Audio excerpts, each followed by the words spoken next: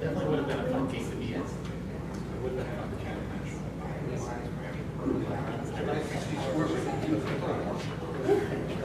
But I'd like to see them stay on base too.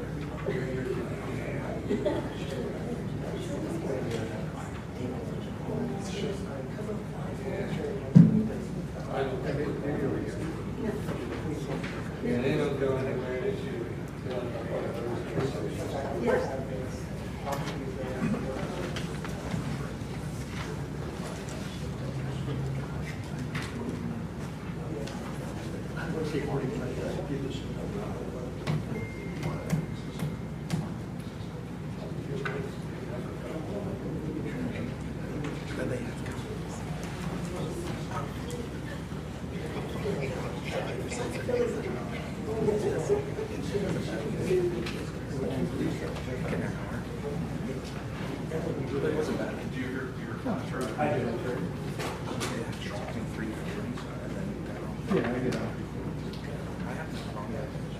Yeah, just let me know you want me to bring it. Okay.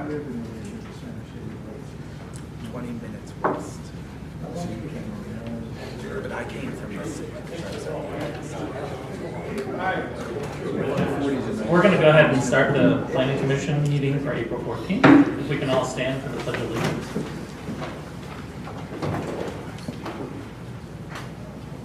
Allegiance to the flag of the United States of America and to the republic for which it stands, one nation, under God, indivisible, with liberty and justice for all.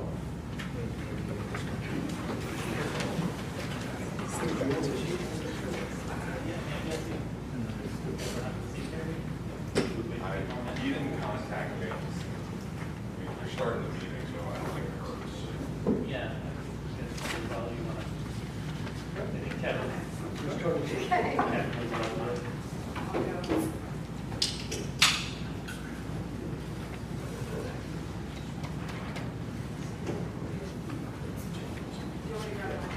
I'll take care of it. Okay.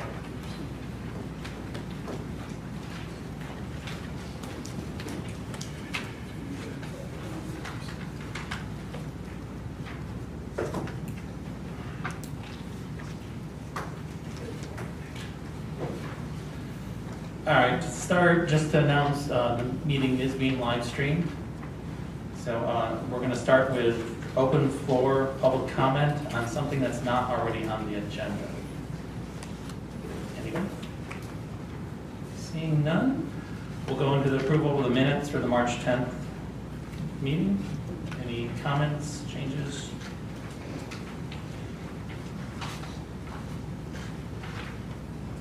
Can I express a concern? Sure.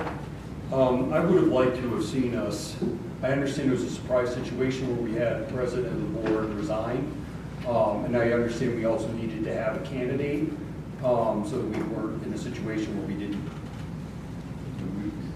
have anybody to nominate, nobody stepped forward. But ideally, in this situation moving forward, I think this needs to be announced and give people an opportunity to think about the position and whether or not they want to run. I'm not saying that I think that the election would have turned out differently, and I certainly would have changed. Well, I'm going to address that at the end in our public comment at that point. Okay. But right now, we're focused on the minutes. Is that anything in regards to the changing of the minutes? No, but I didn't see a spot on the agenda for board members to make a comment. So Yeah, at that's the why I'm end, because doing I it. want to share some things that have continued to be brought up that I think are mistaken by some. So we'll have that, can kind of talk that in. Any comments now in the minutes? I think as they're written, they're fine. Okay. Any motion to approve? Motion to approve. Any second? Second. All in favor? Aye. Any opposed? So now, in favor. All right, so next thing on the agenda is the request for a waiver from land development for Boot Senior Property LLC at 930 and 936 Boot Road in West Whiteland Township. First. Okay. Is there a representative for this application here? Are you Riley? Yep. Hi, nice to meet you, Riley. Nice to meet you too. Okay. So before the planning commission this evening is a request for a waiver from land development for a project for Boot Senior Property LLC at 930 and 936 East Boot Road, West Whiteland Township. The project involves the construction of an assisted living facility in West Whiteland Township. This project has received land development approval from West Whiteland Township. However, a small portion of the property crosses the jurisdictional boundary into West Goshen Township, and I will bring that up momentarily. The area in question is identified as a 50-foot visual buffer. We provide the plans to the planning commission. There is no construction proposed in West Goshen Township, and the access to the property is in West Whiteland Township off the road. There's also no frontage in West Goshen Township. And as such, the applicant has requested a waiver from land development. Christopher Peterson from Carroll Engineering did provide a letter reviewing it. He does believe that this would be a candidate for a waiver from land development, but he does mention the need for a grading permit due to certain plantings that would be installed in the buffer area. So let me just bring up the plan momentarily.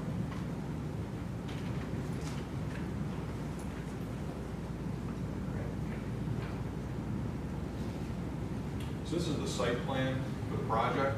The green line represents the boundary between West Goshen and West Whiteland Township, West Whiteland to the north, West Goshen to the south.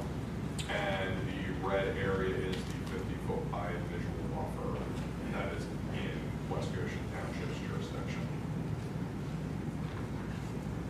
At this point, let's see if Riley has any further comments. Good evening. No, I don't have anything further to add. It's a pretty straightforward request. There's nothing happening in the township. As Mr. Bayshore mentioned, West Whiteland has already approved the plan for West Whiteland Township, so we're just seeking a waiver just to kind of streamline the process here. So nothing changes, the 50-foot buffer stays all the same? Nope, all the same. I believe there's some tree plantings in there. Yeah, there might be some landscaping, but other than that, it's not, there's no development happening. Okay, so nothing that changes the impact? It actually, we think, is improving it because we're adding some screening and buffering. Can I have your name for the minutes? Riley Noetzel with Barley Snyder. Your last name? Noetzel. Thank you. Yep.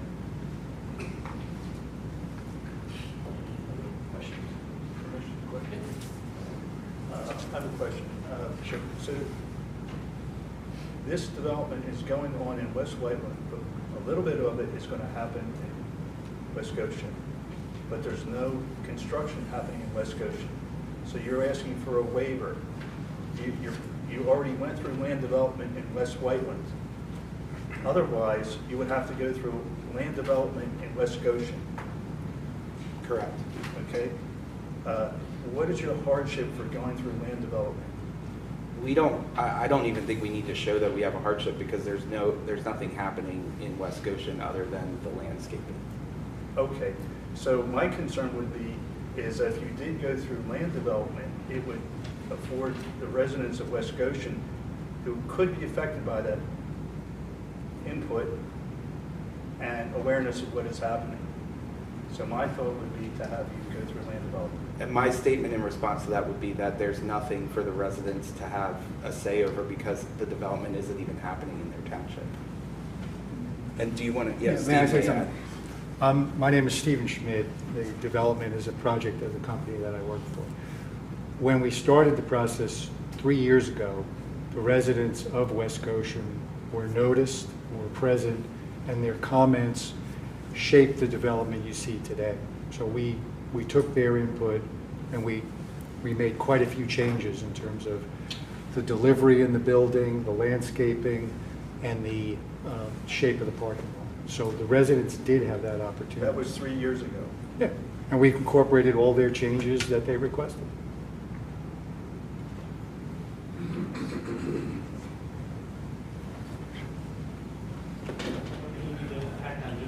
So the action would be a recommendation whether or not a waiver would be appropriate in this case. And then that will go before the board of supervisors for final approval. And as I said, it could be conditioned. The township engineer has recommended a grading permit be submitted due to the landscaping that's to be installed in the visual buffer area, and it would he would address any comments with that through the grading permit process. And Chris has provided in the email, in the review letter, Chris is comfortable going through that process. Okay. Any other thoughts, questions? Any motion? I'll make a motion that we push it forward based on the township engineer's recommendation. Any second? Any public comment? All in favor? All opposed? Opposed? Thank you. So, currently, this will be on the board's agenda for April 23rd at 6 p.m. It'll be the same information that was provided this evening. Yeah, thank you. Okay, have a good day. You too. Thank you. Next is initial application submission for 1133 Pottstown Pike. Applicant is proposing to subdivide an existing 13-15 acre lot into 2 lots. Is there anyone here for this application? Mr. Chairman, this is an initial submission that was received last week for the subdivision of an existing property at 1133 Pottstown Pike. The application proposes the subdivision of the existing lot into 2 lots, both one about 28,500 square feet, another just under 29,000 square feet. Lot 1 is currently what will be Lot 1 currently has an existing antique business on it, which received a use variance at some point in the past. And before my tenure, so unfortunately, I can't say whether it occurred.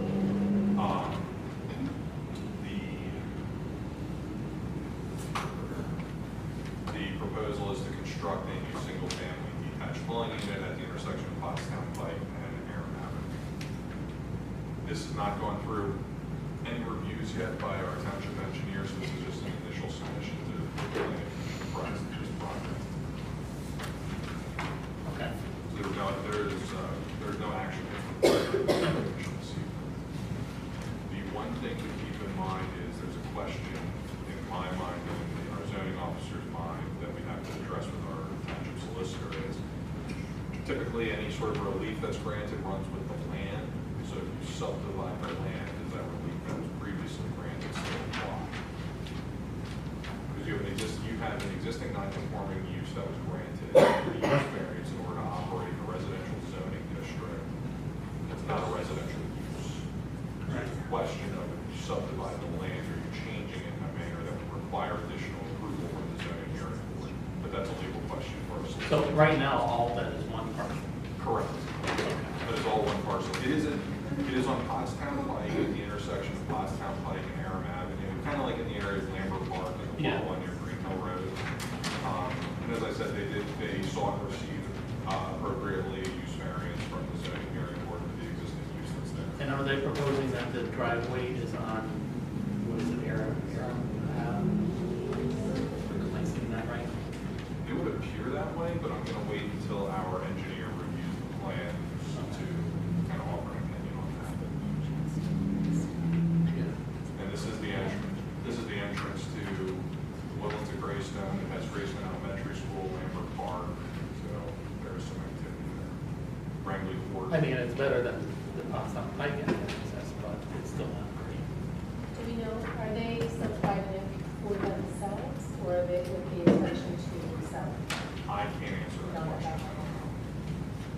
I don't know. I'm just going to make a couple of comments. I'm just going to come up to the screen. This is the proposed lot right here, right? Correct. So there's going to be a driveway here. This can get very busy. I'd be worried about a driveway right there. There had been a subdivision of 3 homes back here that they never did, way back. I'd rather see them build back here and have the access away from the intersection. I wouldn't want a house right there. This is trees and forest. That's my opinion. Thank you. Okay, well, I don't think there's, does anybody else have any other comments you want to talk now about?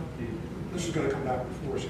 Yeah, and I would hope that the applicant comes before us. Correct. So this will go through our review process, and it will come back before the planning commission when the engineer's comments have been addressed. Okay. It may be a situation, if there's concern about the potential access way, we can also have our traffic engineer, Taylor, take a look at it and provide comments on that as well. Yeah, I think Aaron has some type of medium thing too. It has a medium, sure. So, okay. Would the planning commission like McCormick Taylor to take a look at this as well? I would. I think we should. Yeah.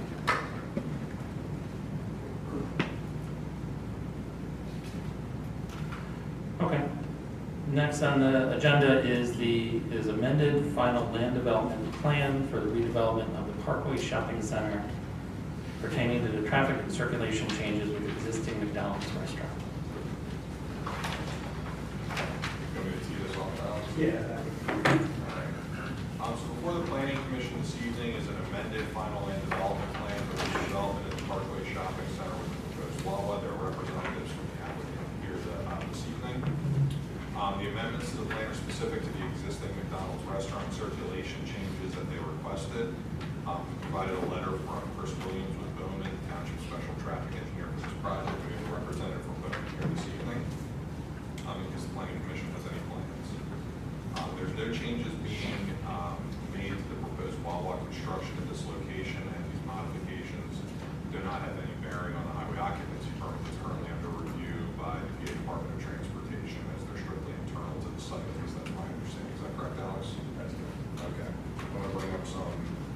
So Alex Peel is here. Alex, I'll bring up. Let me know which first set of plans you would like to run on. Great. The one, number 1. Good evening. As Chris said, I'm Alex Peel with RGS Associates. We're the land planning civil engineering firm that's been working with the Parkway Center on this project.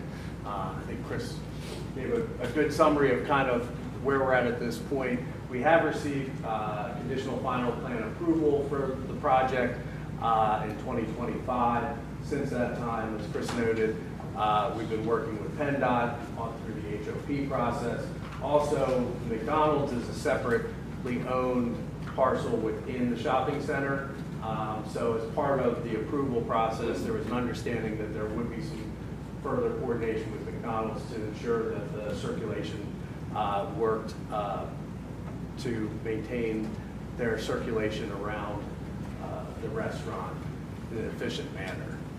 So what we've done is we've incorporated those updates to the plan and submitted those, as Chris noted, to the township traffic engineer, received feedback from the traffic engineer, discussed those items, went back to McDonald's, made some tweaks based on the feedback provided by the township, submitted another plan, and on April 1st received an email from the traffic engineer, township traffic engineer, saying that the updates appear to be acceptable. Alex, I apologize. My computer isn't reading your flash drive, but I do have the truck turning plan and I do have the circulation plan available, if that's okay. I can bring those up if that's all right. Yeah, so it's not reading. Yeah, I can. Sorry about that. Do you happen to have your email up? Yeah. I can. Okay, I did email them You to you. emailed it to me? Yeah, but it Give me was, 1 second. I realized I had to email them to you. I apologize. That's It was a okay. little after Give me 5. 1 moment. Yep, perfect.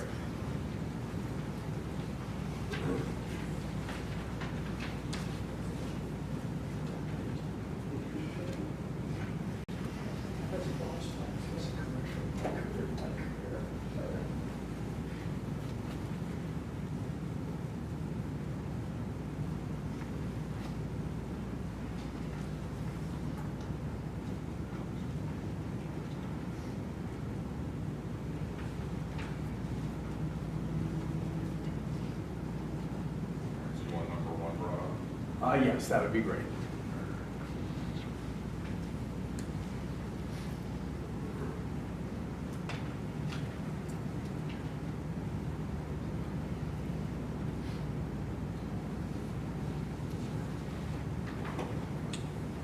I'm sorry, could you bring up 0 actually? No problem. Sorry, I forgot that. I started with 0.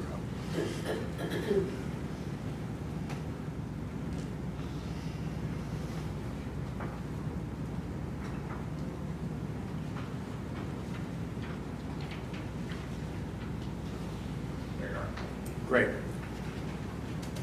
So just quick orientation, High Street here on the left-hand side of the page, 202 here across the bottom of the page, the exit ramp coming off and up to High Street.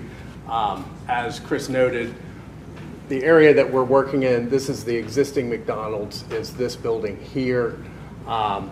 So if you could switch to the second slide, this one's should be a little bit easier to read, and this focuses in on the area where the updates have been made. So essentially, as McDonald's looked at it, their feedback really was limited to some line striping, signage locations and some additional signage, a little bit of curbing modification, again, just to ensure the safest, most efficient site circulation around the restaurant. So what's highlighted in red here are the things that are updated.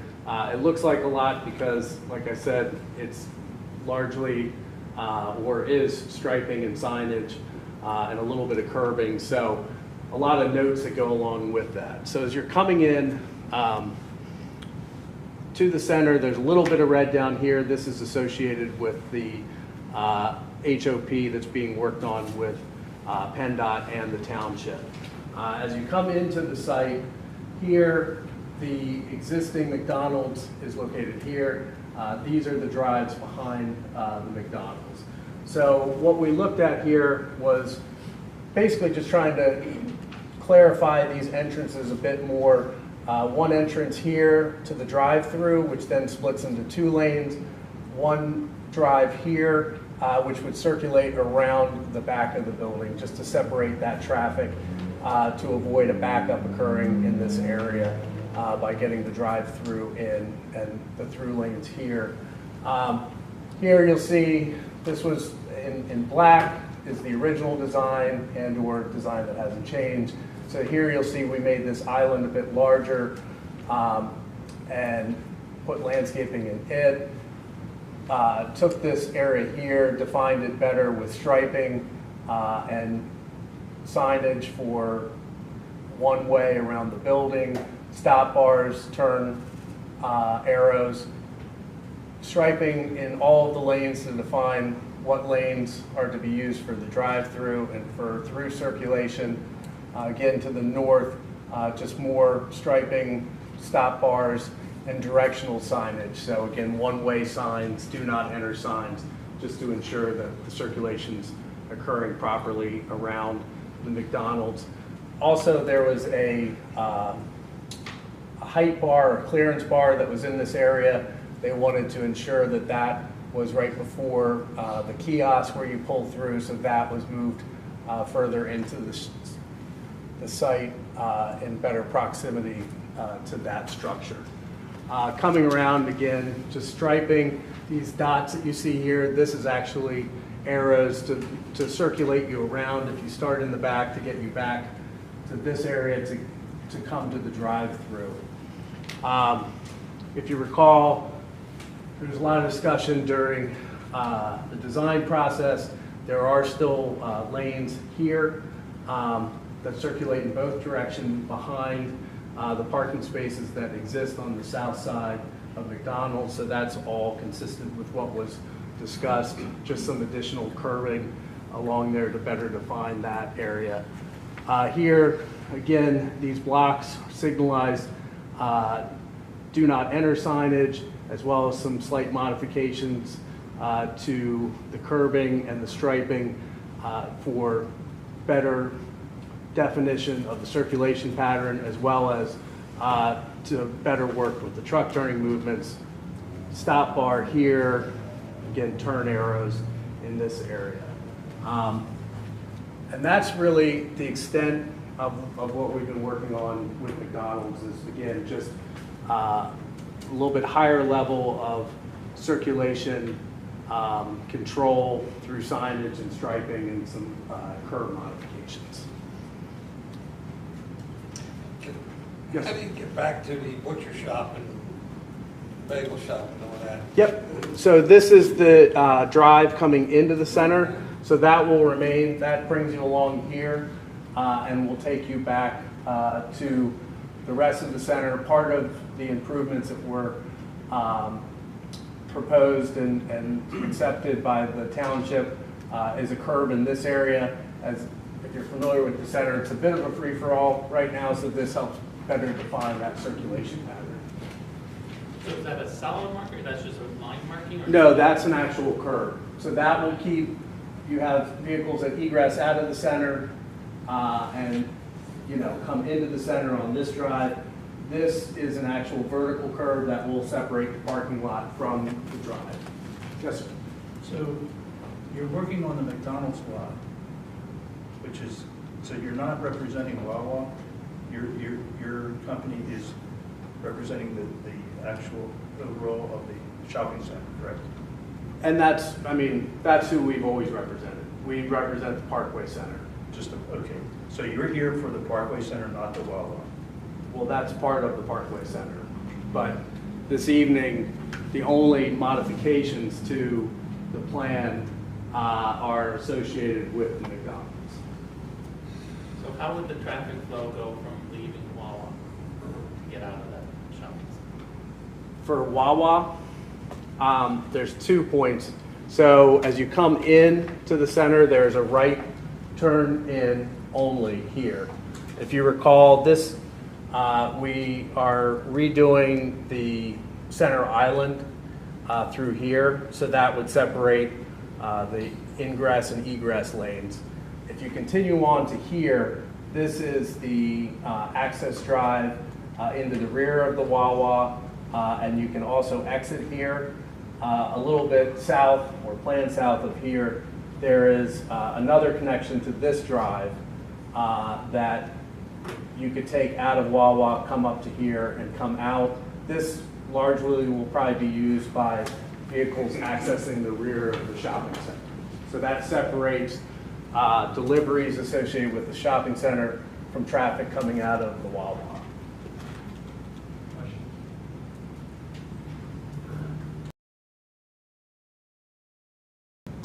Okay, so you're here to just modify around the McDonald's. Correct. I think some of our concerns were the overall traffic flow at the intersection. And Right. that would be generated by the Wawa. So is any of that going to be improved? That is all consistent with what was approved as part of the final plan. So there aren't any changes proposed as part of that. Oh, this is just what you discussed? Yes.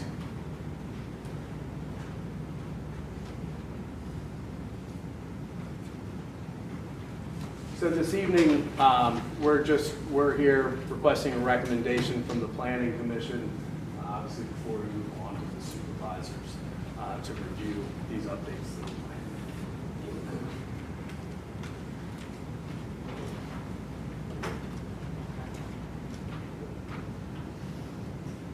Any other comments or any recommendation? Or, I mean, before we go through this, I will just say, I mean, I've checked all of it, but I know there's nothing I can say to prevent any of this, but I don't think this is a logical traffic flow pattern. I think, but is it better than what it, if you just left it? Probably. But I see too many ways that you have not considered human nature and what they're gonna do and how that's gonna mess all that up. That being said, other comments or any other recommendations or other? I mean, to what extent can we get involved? I mean, the Parkway and Wawa worked out an agreement with the township, and we kind of, we were given it, and we just just kind of abstained from doing anything because we were kind of left out of it. Correct. So, I don't know, does this, I mean, I don't see how this is any different. No, I agree. Mr. Chair. I mean, we can make the recommendation that we're making no recommendation. That, if that's what we're choosing, but What are your concerns in that this is not a good traffic flow? I see too many ways that, one, the first way coming in the Wawa, people are gonna try to get out that way. And we're gonna be making a U-turn, if you're coming in, you wanna go to the McDonald's parking lot in front, on the south side, you're cutting across, you're gonna confuse it as to where you're gonna go. So there's too much going on. You're asking people to take the long ways around to get places. And I would love to say people like to do that, but they don't. Well, So- if you see it now, it's like a free-for-all. Yeah, that's what I'm saying, it's probably better than what it is now, but, Yeah. I mean, I agree with you that it's kind of what we're given. It's gonna be a huge bottleneck back there at the end of McDonald's. Got people coming in, you got people going out, got people going through the drive-through. It's gonna be Yeah, unpleasant. I missed the one meeting when you guys had discussed when it came back, I wasn't here for that. But what were the provisions as far as pedestrian movement? Like, are there crosswalks I to get from Wawa to McDonald's? I can answer that if you'd like. Yeah, so there will be a crosswalk here as part of the HOP. You can see that line work here.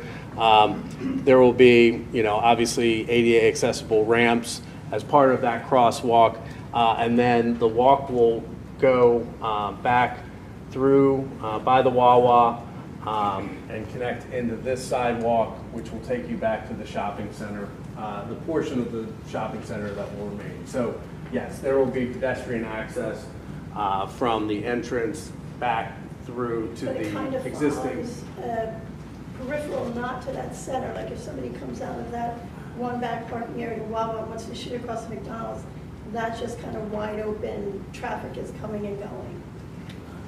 Yes, if you were coming out the back of the Wawa, you could come here and go straight across over to the McDonald's, or you could come out the back way here to the stop sign and go in that way. So will there be stop signs there? There will be a stop sign coming out, and that's to allow free You said movement. Coming this way. So there will be a stop sign here coming out of the Wawa. There will be a stop sign here coming out of the shopping center, and a stop sign here coming out of the rear entrance to the shopping center that also has a connection to the Wawa. Coming inbound to avoid, as it was noted, any backup, there would not be any stop signs or stop conditions coming into the center. And just one thing to note, this was a big point of discussion early on in the project, this one-way in. This is a curb through the center of the drive, so coming out this way and making a left will not be possible. Is that a raised curb? Yes, yes, sir. And just as a reminder, the stop signs are just suggestions, they're not enforceable as private property. Correct. The stop signs are, they're not And enforceable. the township does not generally go on and enforce Correct. private property. Yes.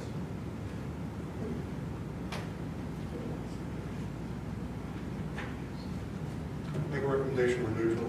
There's any improvements. okay. Anybody second? I'll second it. Okay. Or any public comment? I just have a general question Sure. about the project. When do you anticipate demolition starting on the front portion of the shopping center? Just roughly, just curious as to when it's long enough to happen. Yeah, I mean, it's going to be several months at least. We're still going to finish the PennDOT process and do So final maybe by fall. engineer plans, bid it out. Yeah, probably Okay. fall. It's probably a good guess. Any other questions, comments? Okay, so we have a motion and a second. All in favor? Aye. Opposed? 9 in favor. Great. Thank you. Thank you very much for your time. All right. Zoning hearing board, no applications for that. Going on to condition and use application. This is a continuation of last meeting with the Westchester University. I believe where were we leaving off on that? Mr. Chairman, we had gone through the university's presentation on the campus-wide master plan. Brian Nagel from McElroy Harvey is here representing the university, and Becky Martino is here for traffic planning and design. I believe some of the outstanding items concerns related to traffic. There were questions regarding sidewalk installations, and I don't remember the last item. I apologize. Those are the two major ones that I believe. Okay, I know there was a lot of questions on the whole traffic flow patterns and all that stuff. And we also have to, we did have the project reviewed by urban engineers, and we have Danielle Bear and Eamon, I apologize, I don't remember your last name. Farley, here this evening with urban engineers to discuss their review comments of the planning commission. Now, I will say the applicant has granted an extension to the township through the end of June in which to conduct the hearing. Originally it was scheduled for the end of April, but we canceled that date. If the planning commission feels inclined to make a recommendation this evening, they can, but if they'd like to digest information and make a recommendation at the May meeting, that would be your choice as well. Okay. We appreciate you coming. I know you came to the last one and we didn't get to you, so I appreciate you coming back. Yeah, all good. Do you want me to walk through my review letter? Yeah, if we want to start with that. Then. Okay, yeah. Are you good if I just stay here? Sure. You guys won't hear me? Yeah. So back in February, we issued a review letter after reviewing the conditional use application. And just a reminder for everybody, this is going to be different than your typical land development process, because this is a very high-level planning exercise, traffic exercise. At this point, we don't expect the university to have everything down to a T. This is just a master plan. Do you want to wait, Daniel? Sure. That's okay. So this is, again, just a little bit of a different process. We did not look through the SALDO, the zoning ordinances. This is just high-level planning and traffic principles, what we think are important factors to consider in the planning process, and how we think we can make the master plan a little bit stronger and better for the community and mitigate any impacts. So just walking through some of my review comments. Do you all have the letter in front of you, or were you in receipt of the letter at some point? Okay. So just initially, the first section of my review letter talks about just general comments. This really just, we identified some typos in our review, just different things where maybe the master plan document and the plan itself had conflicting information about numbers of beds, different things. This happens when you go through many iterations of a plan, so we understand that. It's just important at this point that we want to have consistency and make sure that you all understand what you're recommending for approval, how many beds at this point are proposed.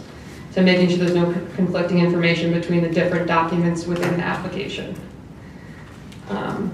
Moving on, we looked at really a multimodal aspect of this, specifically between the north and south campuses. So South New Street was obviously the big connector between the two. The plan recommended some sort of a future installation of a bike lane, which again, at this point, you're not going to know what exactly that looks like. You're going to want to work with the community, get a corridor study, traffic data collection, all of that before you know exactly what that parkway looks like, right? But there are some other things that we identified as some multimodal improvements that could be considered in this planning process at this point. So going through that, first, high level for South New Street, it traverses several municipalities. We just recommend whatever treatments are done, they remain consistent no matter which municipality you're in, right?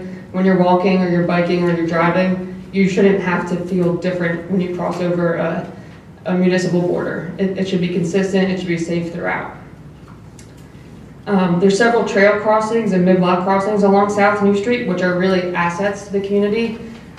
We want to improve access to those assets, making it ADA accessible, making sure pedestrians are more visible, There's a couple bends in New Street, and without the proper signage or lighting, it makes it much more difficult to travel when you're not in the vehicle. So trying to improve that pedestrian visibility, bicyclist visibility, however you can through lighting, signage, etc. And then we also just identified some existing non-compliant signage out there. There's a couple pedestrian warning signs that are not MUTCD compliant currently. I believe these were in East Bradford, but we just jotted them down as we noticed them. And those would be something that could be improved through that. Moving forward toward traffic section of the review letter. One of the big pieces for traffic is more in the borough, but it's the closure of New Street and making that fully pedestrianized. So that was something that we really focused on. Church Street, sorry, Church. Yes, Church Street. So by pedestrianizing that, obviously it's going to be safer for all you more vulnerable road users. You're able to cross different points of the campus without looking for vehicles or having those potential conflict points. That said, we highlighted a lot of different considerations before they go down that route. First, Church Street is owned by the borough, so the borough really has full jurisdiction and can decide what they want to do with it. So they would need the right approval and coordination there. Westchester University's public safety is located on Church Street. All their vehicles are seemingly parking along Church Street, and they're in a lot off of Church Street, so making sure that the university obviously considers either the relocation of that facility or how to best serve those vehicles. There's also a SEPTA bus that runs along Church Street. I know SEPTA is currently revamping their bus routes, so I don't know what that looks like right now. I don't think it's finalized with Bus Revolution. But currently the 104 bus runs along Church Street, so SEPTA would have to be involved in this. The Chesco Connect shuttle also runs along Church Street. And of course the food trucks are there. So I think the food trucks are a great asset to the students and the professors and the community, just reconsidering what that looks like if they were to close Church Street to pedestrians. And then also the existing borough parking spaces, what does that look like by removing those?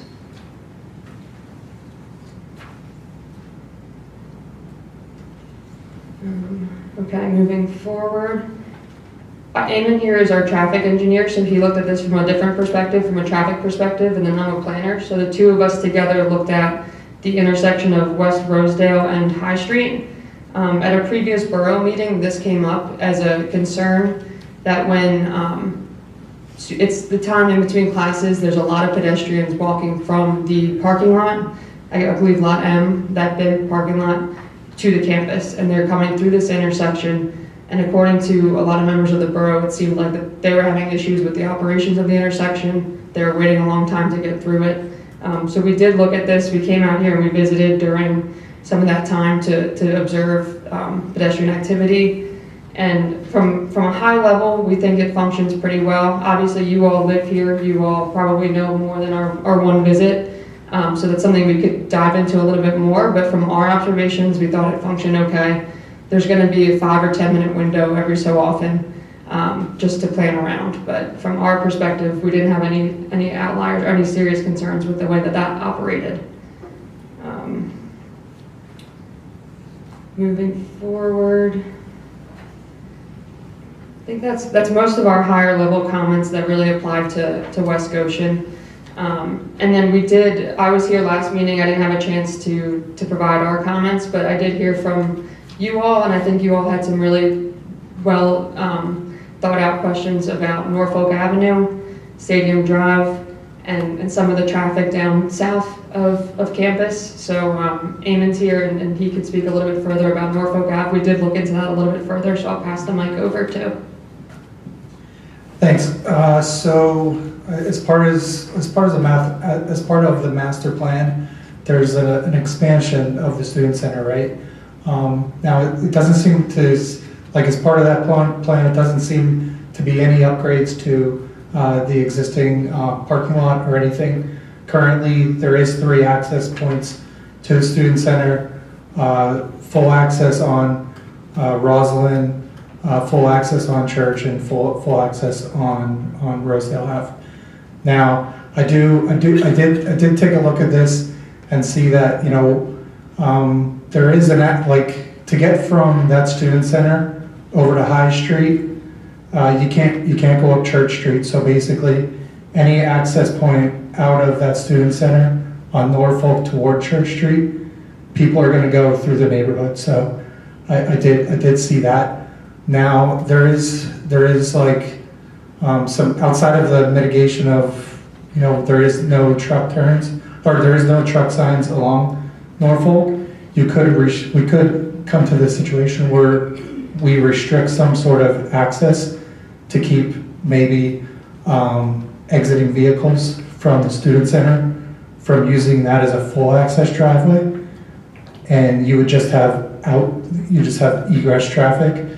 The benefit of that will allow you like ingress for cars to come from Rosedale Ave down Church Street to enter the access, but restricting the exiting vehicles keeps those vehicles from continuing out to Norfolk over to High Street. So that could be one mitigation effort to hopefully alleviate some of the traffic from the student center. Yeah, also wanted to add, like Eamon said, there are no truck signs, obviously, and I know, Chris, you forwarded me a couple emails of photos and different things of people. Obviously, trucks are using Norfolk. They're not supposed to. It's signed properly. I drove out there today. They're using it. So from an engineering and a planning perspective, it looks like it's signed properly. It's not being utilized properly. There's got to be some way. I was talking to Chris earlier about between the campus security and the university and the local police, just making sure that that's enforceable and trying to make sure that the road is being used as it should be, because it's signed no trucks. We see plenty of times there are trucks using Norfolk. So that seemed to be a big concern from last meeting.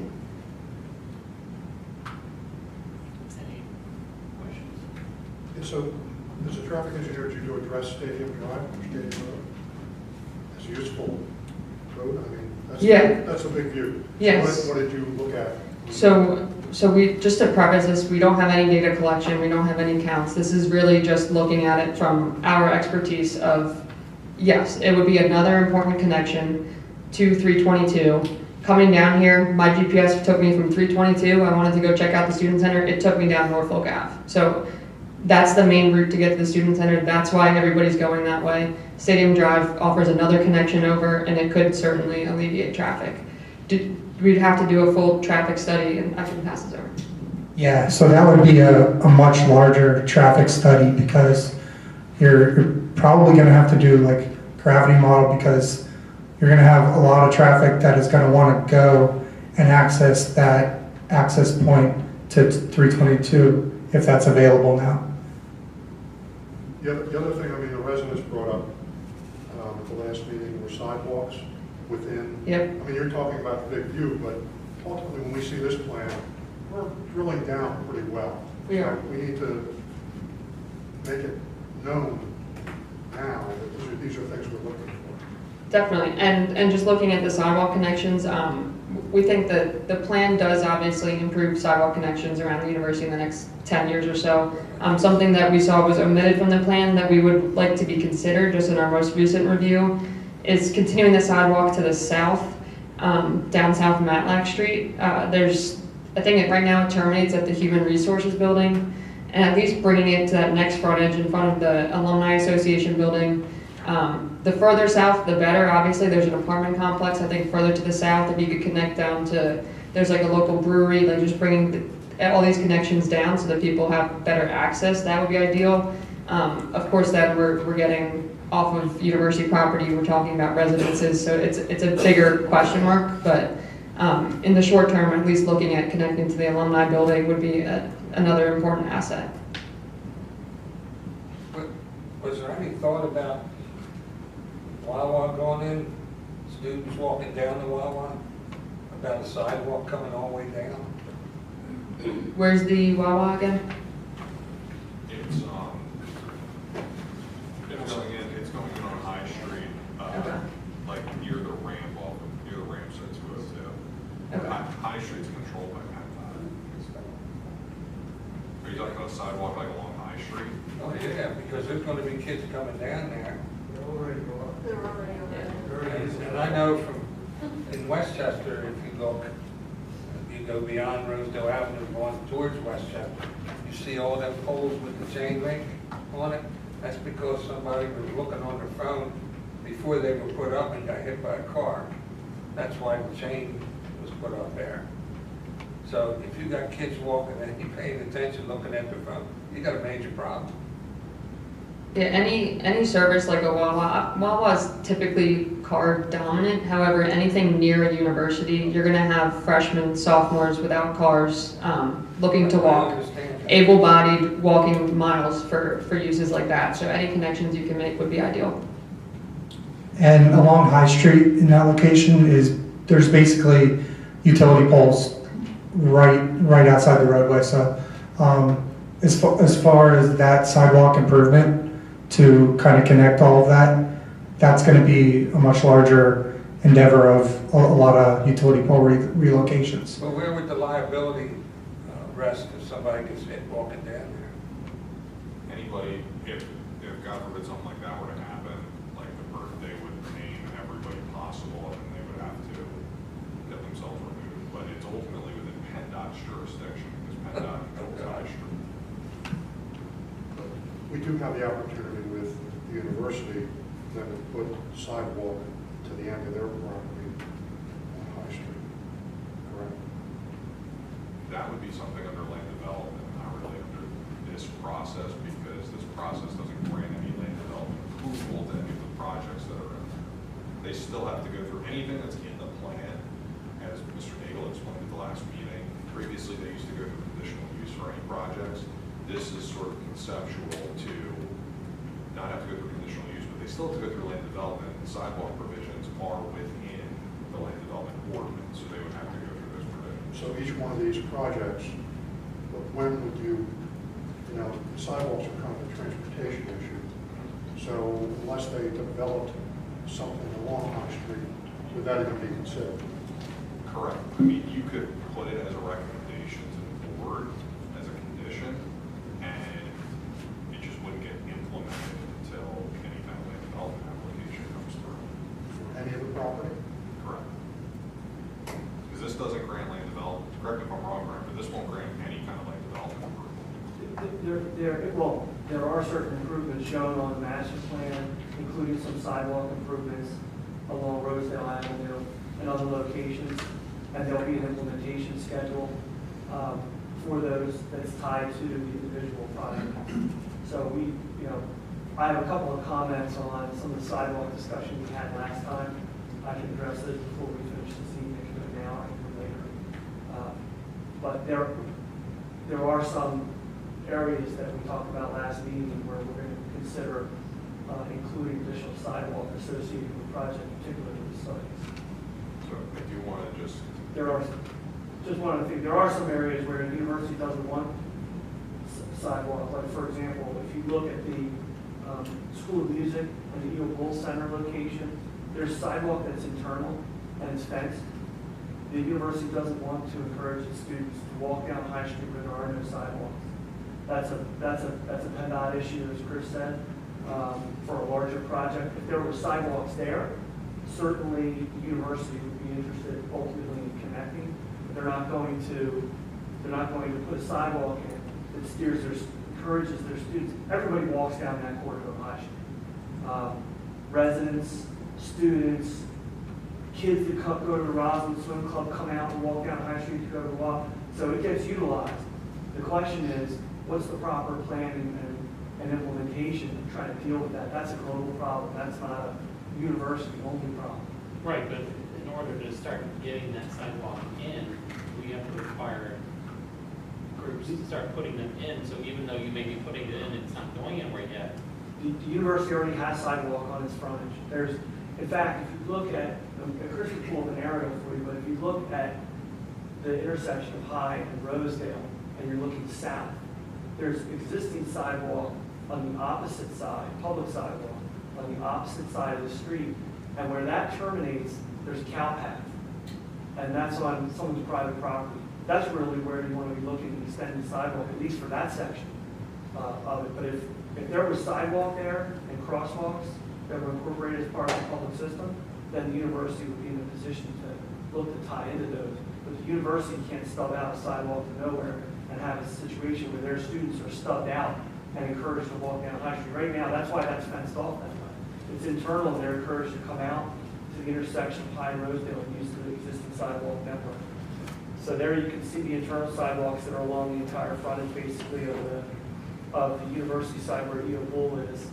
And on the other side, if you zoom in a little, That's as far as I can see. so that sidewalk that's on the west side of High Street continues down, and then it terminates as you get further south, and it converts into a sort of a, right there. And you can see there's sort of a worn cow path there that people utilize. So that's where people walk. Students that go around the fence. Currently. If you go over to, when last we were here, we were talking about the Sykes location. You can go over there, Chris.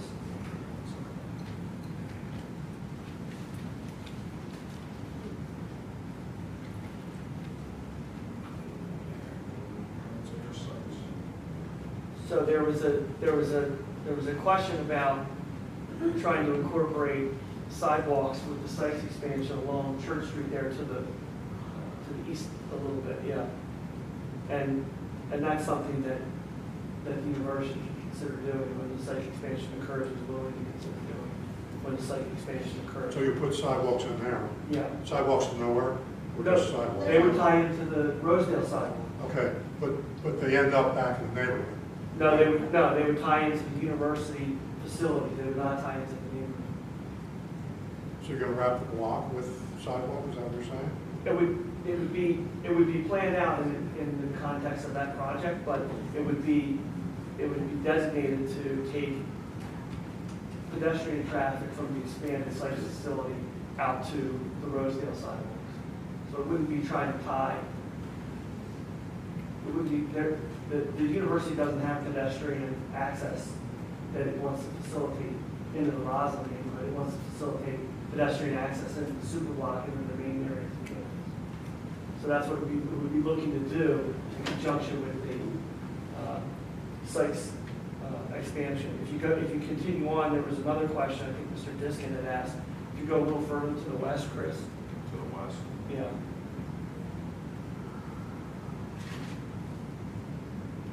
A little more, and then go up. There's an existing sidewalk that comes out of the parking lot that goes to Rosedale. There's a possibility of having that tie into the updated intersection of South New Street and Rosedale, which might be a better option. We're trying not to facilitate additional crossings on Rosedale. The fewer crossings, the better. And over the years, in conjunction with Westchester Borough and West Goshen Township, the university has implemented fencing to try to steer the pedestrians to appropriate crossings. As you said earlier, where you can't control what everybody's going to do all the time, but you try to plan the best you can to facilitate pedestrian access to good sidewalks and planned crosswalks like the one. Ultimately, when the improvements are finished at New and Rosedale, that intersection obviously is in process. That will include upgraded pedestrian crossing at that location. So that would be a better location to drive pedestrians, where you have two-phase pork chop pedestrian crossings planned. Brian, what are you saying about the sidewalk on the west side of Roslyn? Can you take that out? That would be one thing to consider looking at to facilitate the pedestrian access over to the existing crosswalk. So folks would be less inclined to come across there if the sidewalk wasn't there. Correct. Correct. Okay. But that won't be set in stone until we get to the point where we're working on this project.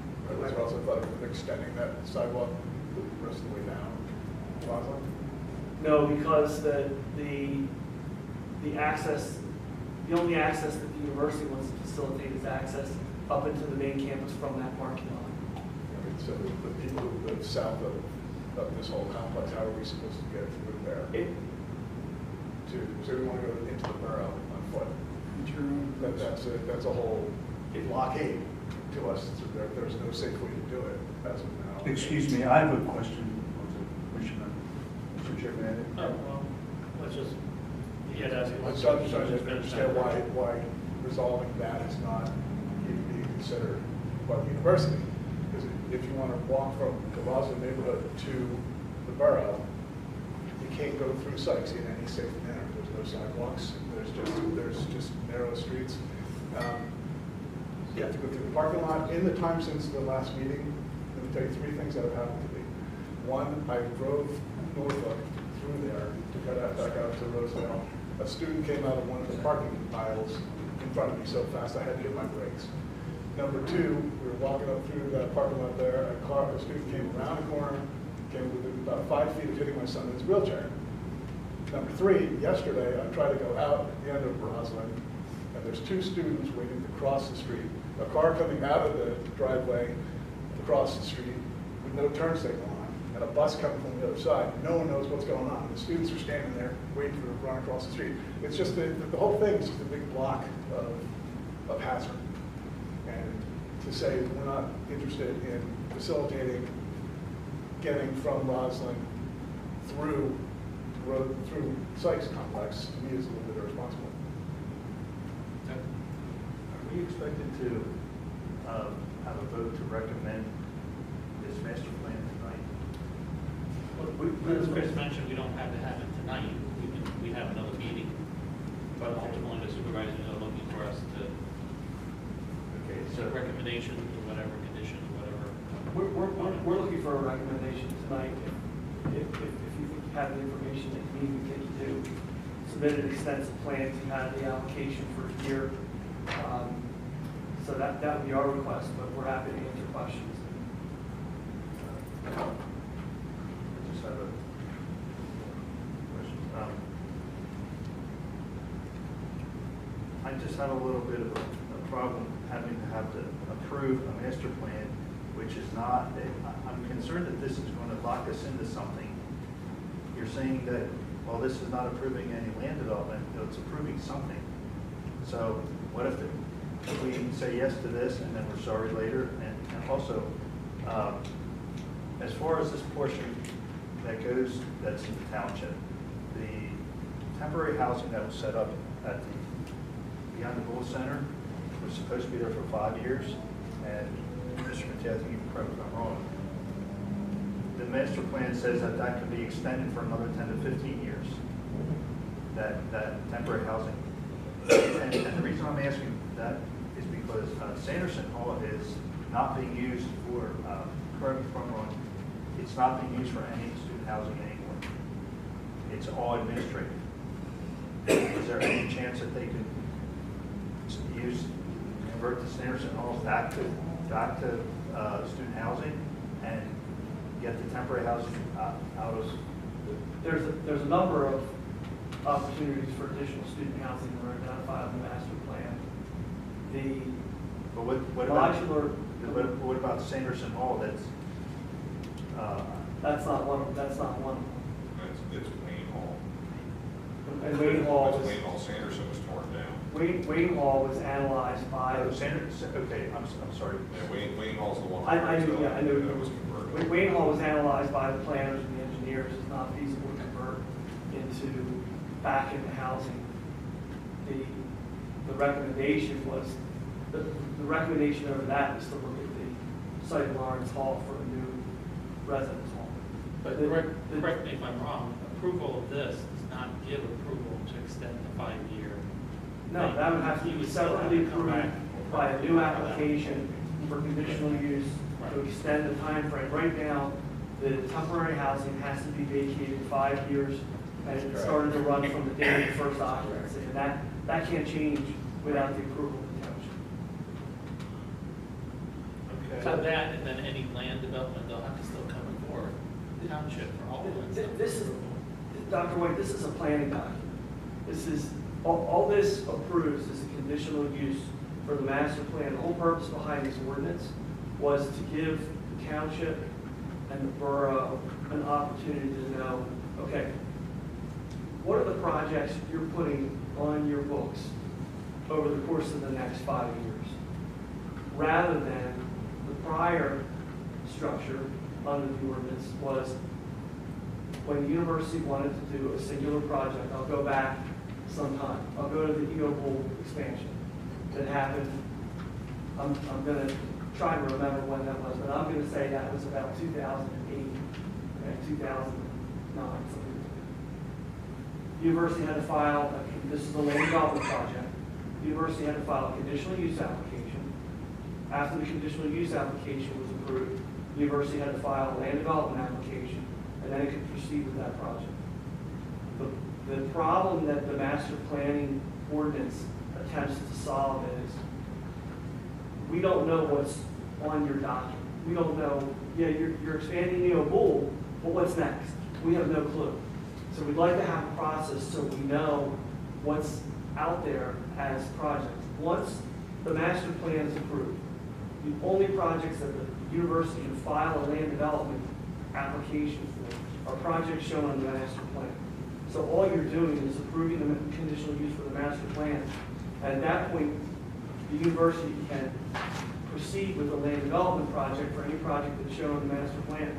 But if they have a different project that's not contemplated, they have to update the master plan before they can then file a land development. So what if this master plan is approved for recommendation, and then a project down the road is that's going to need land development, which is on the master plan, but the township has a problem with it? Are we somehow locked in because we approved this? You're only locked in with the uses and the design criteria that are permitted by your ordinances. I mean, that's the way zoning works. You have zoning ordinances, you have subdivision land development ordinances. Anyone who owns property that's subject to those ordinances is entitled to develop their property in accordance with those ordinances. So it's not really changing that. All it's doing is letting the township and the borough know that we're going through the same process. And it's a little different, but the same concept in East Bradford, where here's the planning, and that's coming up later this year. We're going to file an application with East Bradford, but they already have the planning documents. It's just letting the municipalities know sort of what's potentially coming down. In reality, of all the projects shown in the master plan, how many will actually happen? It depends on need, and it depends on having availability of funding to do it. Right. So is an approval really necessary? Yes, it's required by your ordinance. A master plan. Yes, we can't, there's some question about how that ordinance functions because the university can't proceed with any land development project without the master plan conditional use approval. So it's a necessary prerequisite under your ordinance for the university to engage in any land development. So this came with that PUC thing we did like five years ago. Oh, exactly. Okay. So when we did that, then it committed to, okay. It's a preview, but not a final. And what she was describing earlier and what we described last meeting is this is high-level planning. So if you look at the stormwater report, it's high-level stormwater planning for the master plan. Same thing with the traffic and the parking. When you go to build a land development project, if there's enough additional trips, you have to do a traffic study when you go to land development. So for each of the individual projects, depending on what they are, you're going to have to go through still a whole process where it comes before the planning commission, it goes to the board of supervisors for land development. So this really is high-level planning. We've already received a recommendation, unanimous recommendation of approval from the Borough Planning Commission. We're in the midst of the hearing with the borough right now for the master plan conditional use approval. And I would think by May or June, we'll be in front of the township for the hearing on this, and we need a recommendation to move forward. Okay. Well, as far as the portion that's in the township, I think what needs more attention is the traffic in Roslyn, the opening of Stadium Road, which is a big bone of contention for many years. And that has to be sort of addressed and fixed. The one thing you have to keep in mind about Stadium Road is that Stadium Road crosses jurisdictional boundaries. Right. The intersection of Tide Road / Stadium Road and New Street is in East Bradford, Bradford. and they're going to say no, well, maybe somehow, as part of this approval, the university could lean on East Bradford to get them to open that Stadium Road to alleviate the traffic problem. I don't think you can do that. Yeah, and it's the university's access way. You can't force them to open it. Now, that being said, one of the positive things that's being considered in conjunction with this plan, and that we have talked to all of the municipalities about, in particular West Goshen and East Bradford, is trying to route some of the shuttle traffic through Stadium Road. That's the university traffic, and the university would be able to alleviate some of the traffic on New Street if it could find a way. Now, there is a problem at the intersection of Stadium Drive and High Street. Obviously, you know that. That's a challenge if you ever wanted to try to make a left out there. So that's something we're going to have to look at. But we are looking into trying to alleviate some of the traffic on New Street by having some of the shuttle traffic, university buses, route part of their routes coming through. The easiest way to do it would be to come down Stadium Drive rather than come down New Street and come back up New Street. You could come down Stadium Drive and come up New Street, and that would take half of those trips off of New Street. So we are looking at doing that, and that's something I think is doable. Did you do a traffic study for the East Bradford? What you're doing now there, you got construction underway, do a traffic study for New Street? We've had to do a number of different studies, including a crosswalk study that's in process right now to upgrade crosswalks down there at the East Bradford section of New Street. So we are looking at that. So you have an idea of what the traffic flow is on New Street? Yes, And also at Rosedale and New Street, the whole section down through there. Yes, and I'll introduce myself, Guy Martino with TVH. Yes, and we did do a master plan traffic study. Again, a high-level traffic study, we evaluated 25 intersections throughout the township, the borough, and East Bradford. So we span, those 25 intersections span 3 municipalities, and we have volumes analysis of those various intersections. One of the questions that came up last time, when we were here with the West Goshen Planning Commission, was the issue of Norfolk, and there weren't trip studies done on Norfolk. Can you address that and what your view of that is? Yeah, so it was touched on earlier in the purpose discussions and the review. So the possible future expansion of sites, the parking lots has now dropped way into the gym. So the traffic that's going to and from the parking lot today is going to remain relatively the same. The volume of parking spaces aren't going to change. When we actually did the parking study, we observed that the lot was, I believe, it was like 97% full, so virtually full during its peak time. So the amount of traffic going. There's a microphone right there.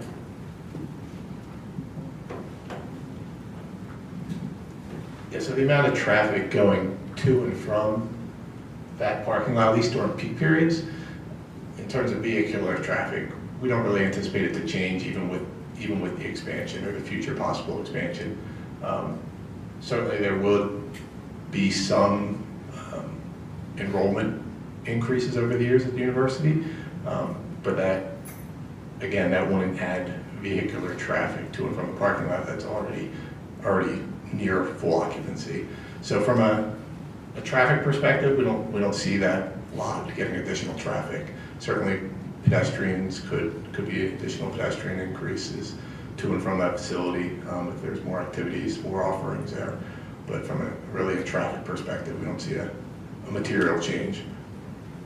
If you were filing a land development application for the site's expansion, would you want to look at the counts on Norfolk at that time?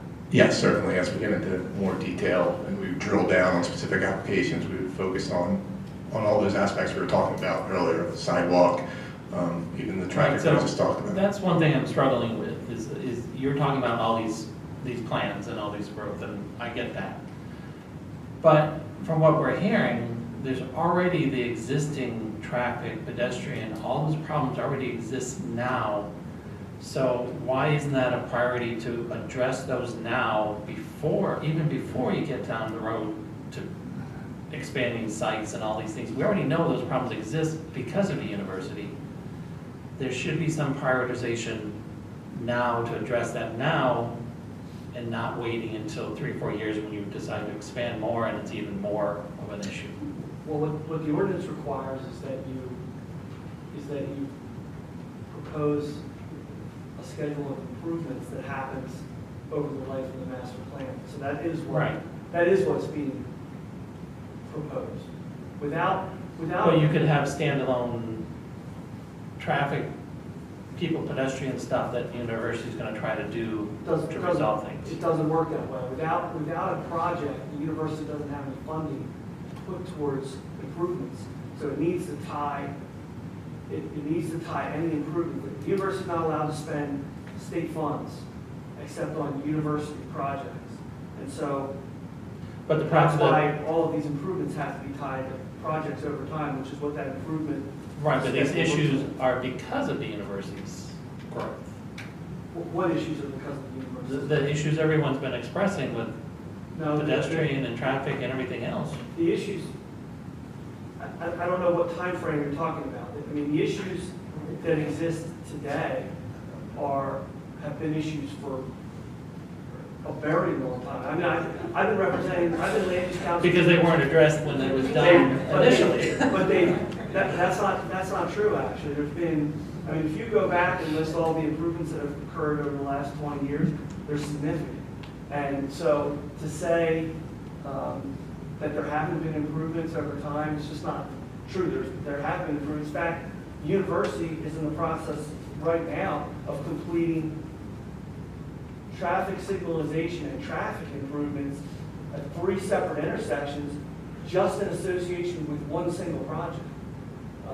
So to say that there haven't been improvements, all of the fencing and chaining of Rosedale Avenue and the pedestrian crosswalk improvements, those have all been done in association with projects in coordination with West Goshen Township and Westchester Borough over the last 15 years.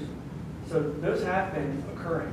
What the university is obligated to do now under your ordinance is to say, okay, with the onboarding of each one of these projects that's shown on the master plan, what additional improvements are going to be implemented associated with those projects. So that's how this has to work.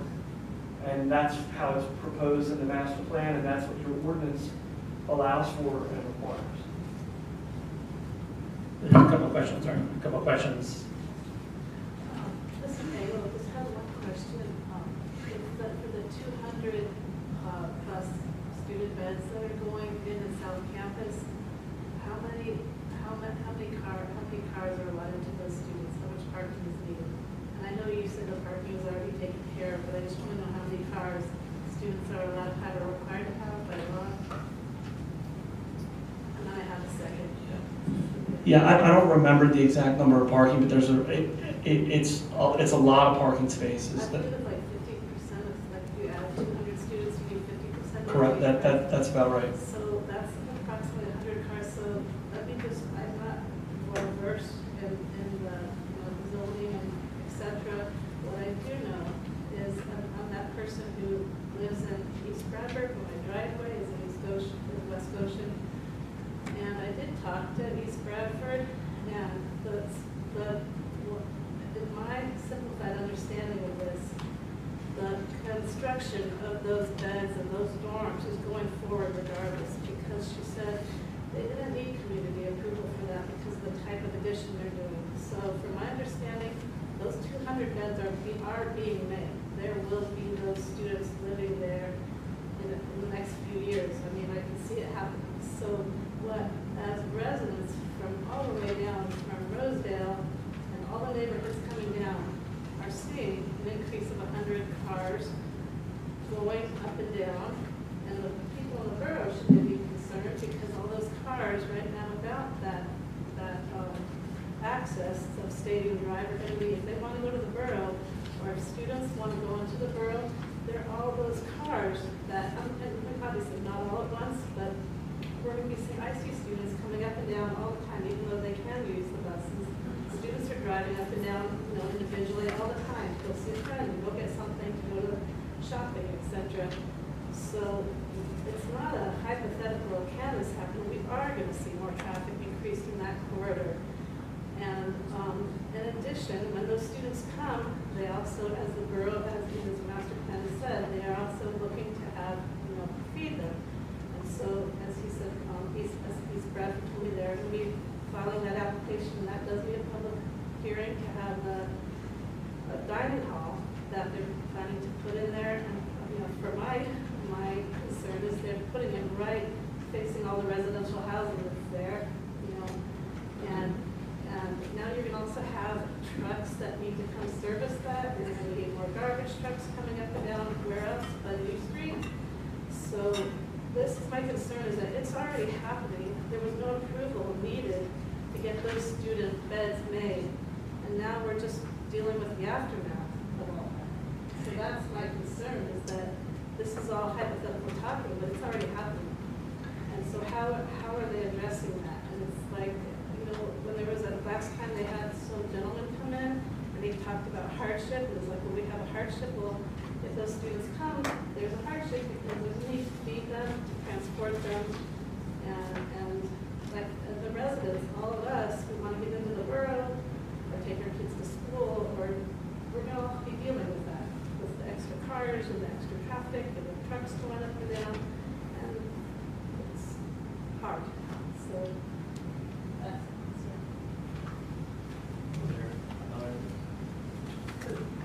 kind of similar to her, I'm kind of confused about what gets approved. What is approval of the master plan? Because it's supposedly nothing's happening until there's an approval. I don't understand why. So like right now, it's just the concept. But they already demolished the buildings on facing Rosedale, which have impacted the community here in Roslyn. Since they're starting construction there, they're leveling it out, don't know what the green space means. But, are students going to be gathering there? I mean, they're already doing this construction, so I'm not clear as to what is required if approval of the master plan is saying that nothing happens until it happens. Well, it's already been happening, and I agree with her. That it seems that it's not clear to us, and help me to understand, is what is the township actually proving? If they're already going ahead and, what I'm saying is through zoning or ordinances, either bypassing or not considering the residents and what our needs are, because when they wiped out those houses, now we're subject to all that noise on Rosedale.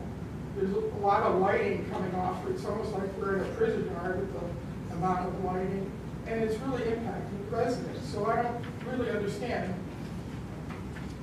where we can provide, or where we're considered to provide input and feedback to get improvements, so we're not negatively affected. Right, I don't know.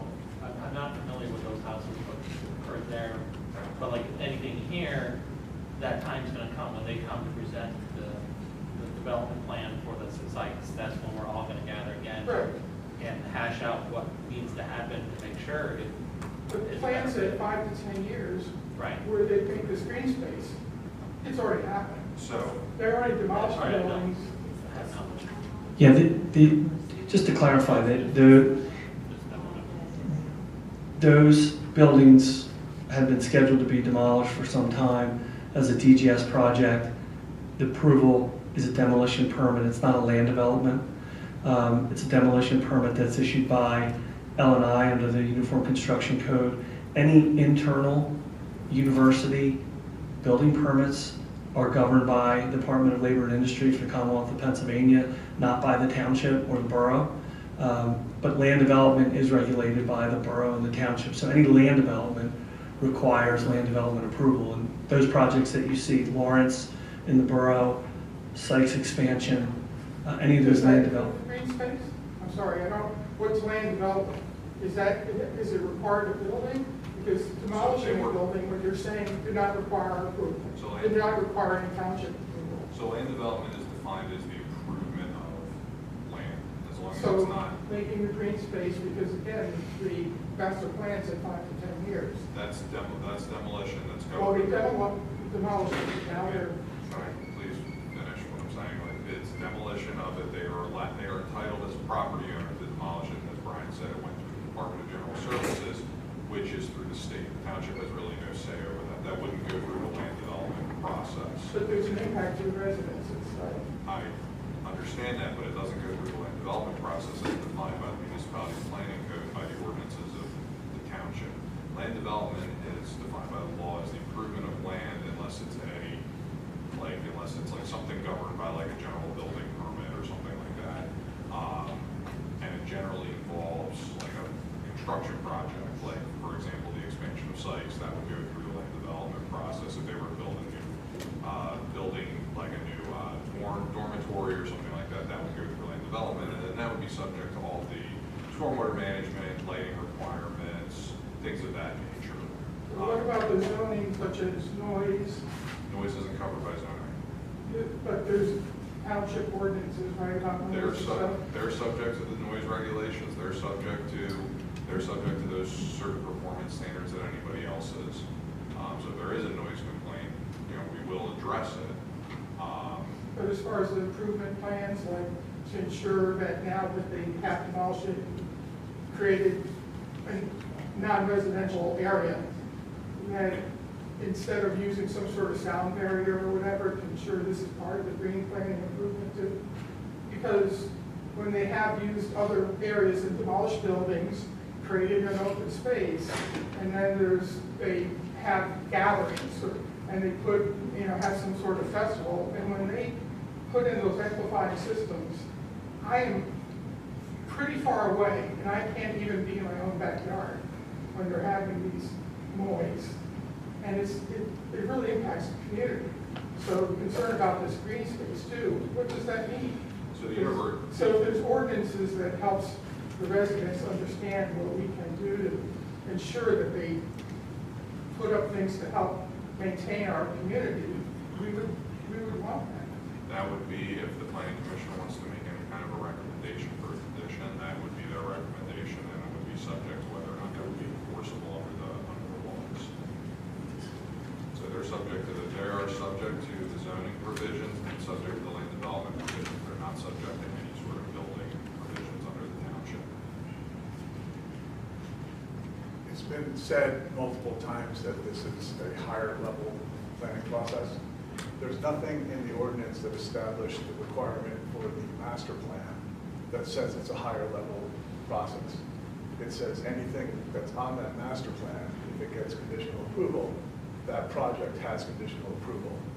That means if you approve this plan the way it is right now, you're giving a conditional approval without putting any conditions on it. And you're ending up with what you were afraid with ending up with the Wawa thing, if they won everything in court, is conditional approval with no conditions. If you were to look at that site expansion as a separate process, the conditional use process would be when you would look at these traffic issues, these safety issues, sidewalks, changing patterns, design of that.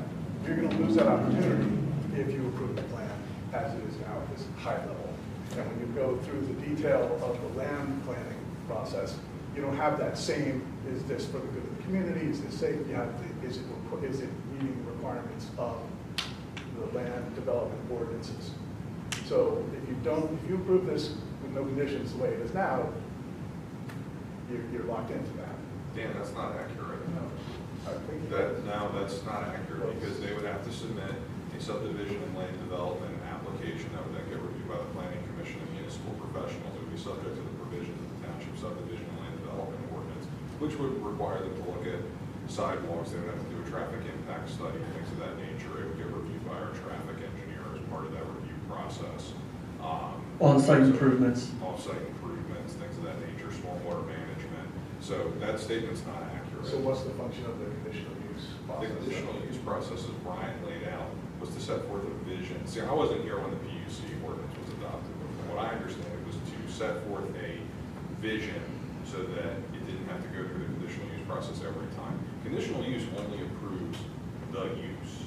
It really doesn't grant land development approval, because a lot of times they then have to go through the land development approval process where you drill down to those micro, I'll call them micro issues, the smaller, kind of more nitty-gritty things, and I will allow the consultants and the engineers who are much more versed in this than I am, just as a generalist, to correct me if I'm saying anything that isn't accurate. But it will, it allows the planning commission then to look at those things further. So this would not be the final step in the process. This is really more of the beginning step in the process. Think about it like when someone needs zoning relief. They go to the zoning hearing board first to get that relief. So they are getting these uses approved under the provisions of section 84-135 and 84-137 of the Township Code ordinances, which will then allow them to proceed forward with land development when funding is available. And when that land development occurs, it will come back to the planning commission and be reviewed by Carroll Engineering and probably our traffic consultant as well. So in the land development process, would you have the opportunity to force them to correct all the non-compliant elements of that site's facility? They would have to comply with the provisions of the subdivision and land development ordinance, and anything that doesn't comply with the subdivision and land development ordinance would have to be addressed, or they can seek a waiver from the board of supervisors. So it wouldn't be grandfathered? Well, existing improvements would, if they're existing legal non-conforming, they would remain as such, but any new improvements would have to comply with the ordinance as it exists. And it's also not true to say that this approval doesn't include improvements. There is a schedule of improvements that's part of the master plan to implement certain improvements for pedestrianization and other traffic issues, stormwater management, that's included as part of the master plan, that's part of the approval. And then the issue is when each individual project, if a project moves forward, for example, I'll use Sykes again as an example, since that's probably the most significant land development project in West Goshen Township that's shown on the master plan. At that time, all of the improvements that are tagged to go with that project would have to be implemented as part of that land development application. They'd have to be shown on the plan and reviewed by the planning commission, reviewed by the board of supervisors at that time. So that's the reality. And it is a little different than sort of the traditional project by project conditional use, but it still does come with improvement requirements and conditions. But you're saying that the existing non-conformities would be something that they could change that in the land development process, but they can maybe change that in the conditional use process. No, absolutely not. The existing legal nonconformities are always protected by the law. They can't, what if they say this poses a serious risk to the public, we're not going to give you the conditional use because of this condition on your property? They wouldn't be able, that would not be a legal condition. You can't force a property owner to give up an existing legal nonconformity, but you can force them to comply with the ordinance for any new improvements, any new land development.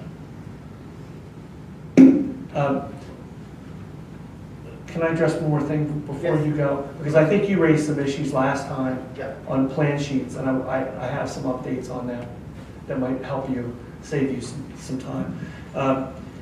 So, Mr. Shantz? Reverend Shantz had pointed out a few issues as a follow-up to our last meeting where there were still references to areas that made it look like Cerrito was being closed for a section, some other issues. He pointed out pages 103 and 118, and those have been updated. The other updates were all made, but those were a couple that were not included. I'm just going to hand out a few of these.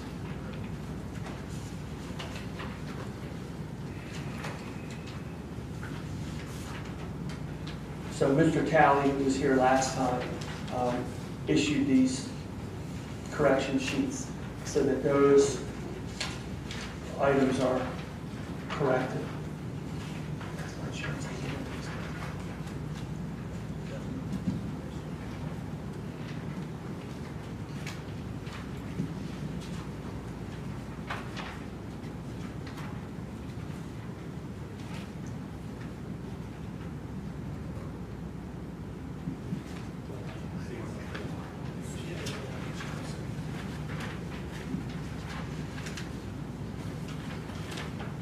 Thank Thank you.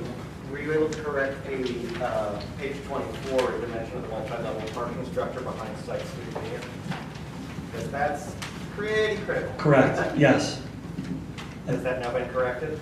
That's all been corrected. I have we just checked that sheet. Which page was that, 24? 24. Correct, yes, that was corrected.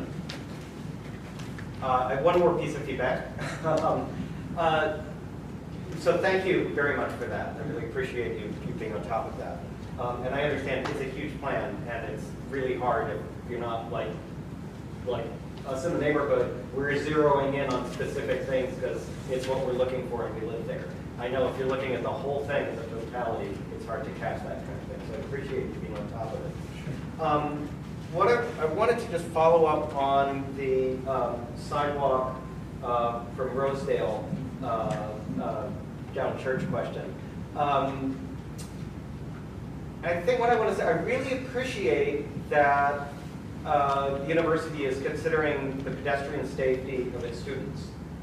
I think it would be helpful and not very expensive, especially in that spot, to consider pedestrian safety of those of us who are impacted by the university traffic, particularly going down Church. So there are two things I want to say about that.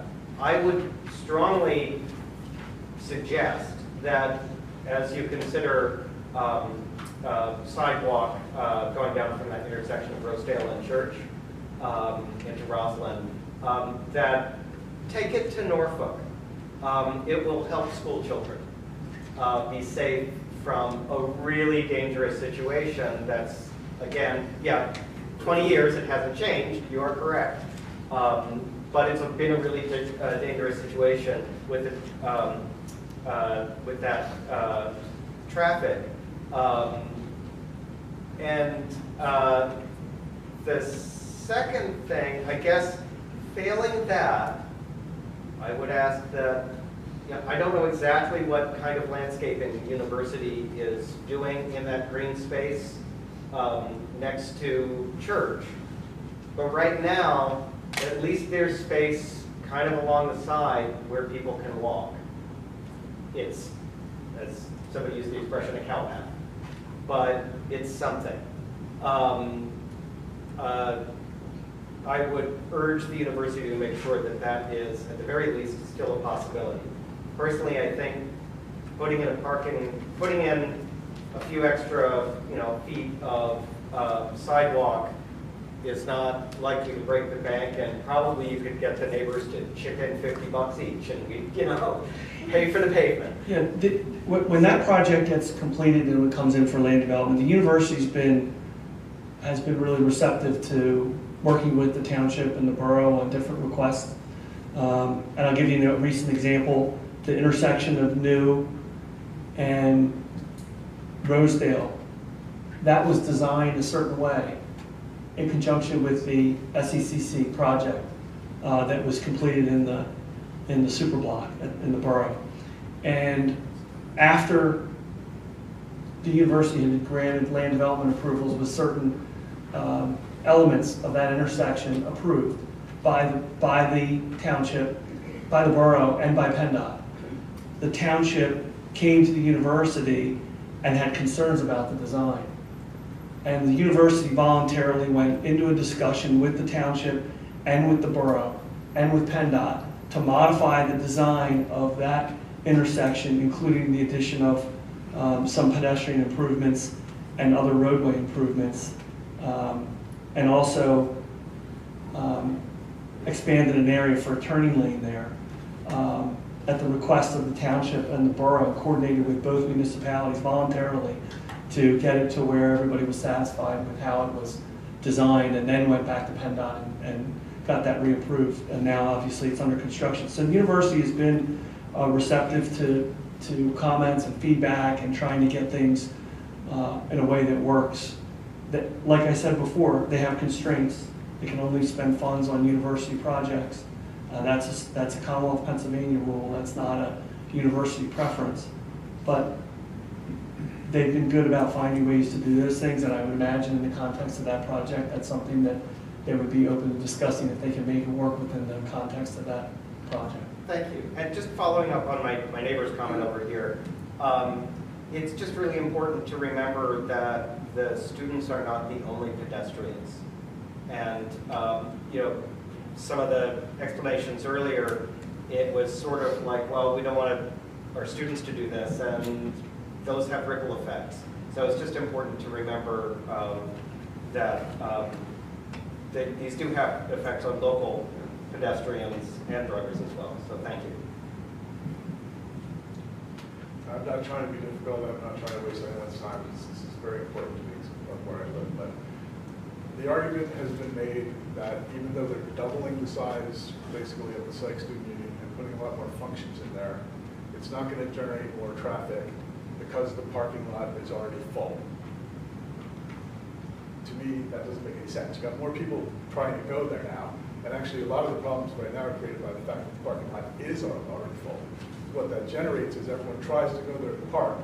They circle around for whatever period of time they have the patience to circle around. They follow people who walk their cars or whatever, and then they leave there, and they will turn out there illegally, make a left and run through our neighborhood and go down to South Campus or Park, or they'll go out Norfolk Avenue to High Street to go over to the M lot.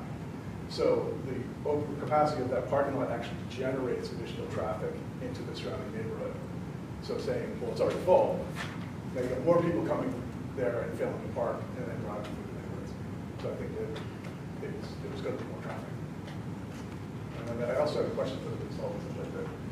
A lot of what you looked at is the connection between North and South Campus, right? And you looked at that in terms of New Street. Did you look at that in terms of Spruce Avenue, Rosary, and Jones?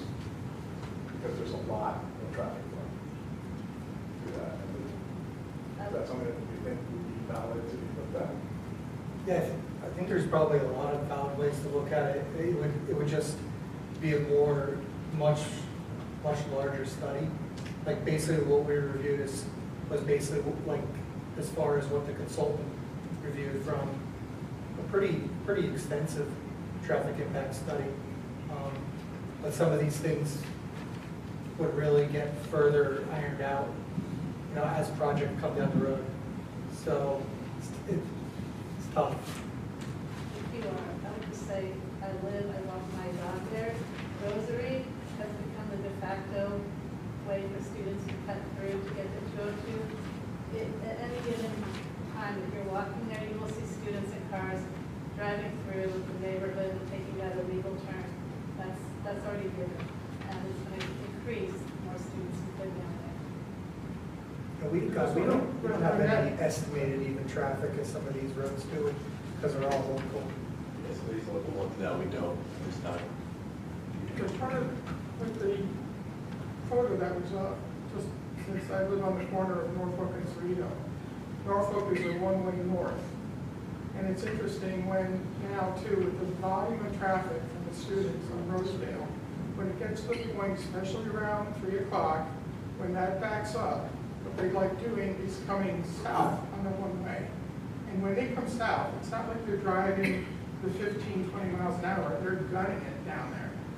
And that has even increased since the demolition of these buildings, which I'm surprised because there's still the fencing up, but boy, the amount of traffic that now they try cutting off, using the one-way south, is, again, it just seems to be a lot of traffic issues. They don't stop because there's no stop sign, because they're going the wrong way. Right. Well, they know they're going the wrong way, they got it, like crazy, and I brought it up to the university police several times. So there are a lot of traffic issues. That would be the West Goshen Police. If it's on Cerrito Avenue, that would be the West Goshen Police. Definitely, if you see those things are things that you can report to West Goshen. Right, but I mean, you have to, the problem is that you have to be there when this is all happening. It's just like having to take pictures of when, you know, the truck traffic. The university has the ability, when they're procuring the transport services, to clearly say, you know, the routing of whoever they're procuring the transport services do not use Norfolk Avenue. They have the ability to do that, and they can support the residents of eliminating this type of traffic. You know, we don't always have to wait till enforcement action because that's after the fact. Yeah, the university doesn't have any issue notifying its carriers. if there's like a regulation against truck traffic. Obviously, if there's a location where they need, there's only one way to access their property, there's nothing they can do about that. But where there's alternative routes, they can certainly notify the carriers. It's That's right, it's posted, I understand. But They're then supposed to go Roslyn right. in. And sometimes the solution to that is backing it up by letting the carriers know, hey, keep in mind, no truck traffic this way, use this route. And Give us the phone numbers, I'll call. that's not something that's really in the context of this master plan, but certainly that's something, we get those kinds of requests all the time, and our university is good about responding to them and getting them addressed.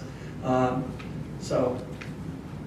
I just have a quick question. I know the audience is very concerned about specific traffic problems, but the master plan, that's what we're here for tonight, isn't doing that. That's something else. And they're concerned that if we say yes to this, or any form of this, it'll kind of mess things up or won't fix things. So I would suggest that we don't make a decision tonight. I still have some more questions, and that when we do have to approve a master plan, and that for recommendation, and that we just put some conditions on it and look at this a little more carefully. Just keep in mind that you can't meet the ordinance requirement of doing higher level planning so that we all know kind of what's coming and what's out there and try to work through that and have improvements that get implemented over time. And gain the right to file a land development application and then cover the details that are covered in a land development application, but you don't have the approval to even prepare and file a land development application. It's a step-by-step thing. So this has to be done first before we address their things. Well, when we can address some of it, we've addressed a lot of the comments and questions that we've gotten. We've made amendments to the master plan in response to a lot of those questions and comments, but we can't address the individual project details until we have a conditional use approval that allows us to prepare and submit a land development plan for a project, and then keeping in mind that I'm not speaking for the university, but I'm just speaking from common sense perspective. The university's not going to get funding to do all these projects. So we're going to get this master plan approval, and then we're going to have to wait and see, what are their top priorities of the projects that are in the master plan? What would be the first ones they pursue? They've already said, and we've been pretty clear, student housing right now is the biggest need. And so most likely, the first project you're going to see is going to be a student housing project in the borough.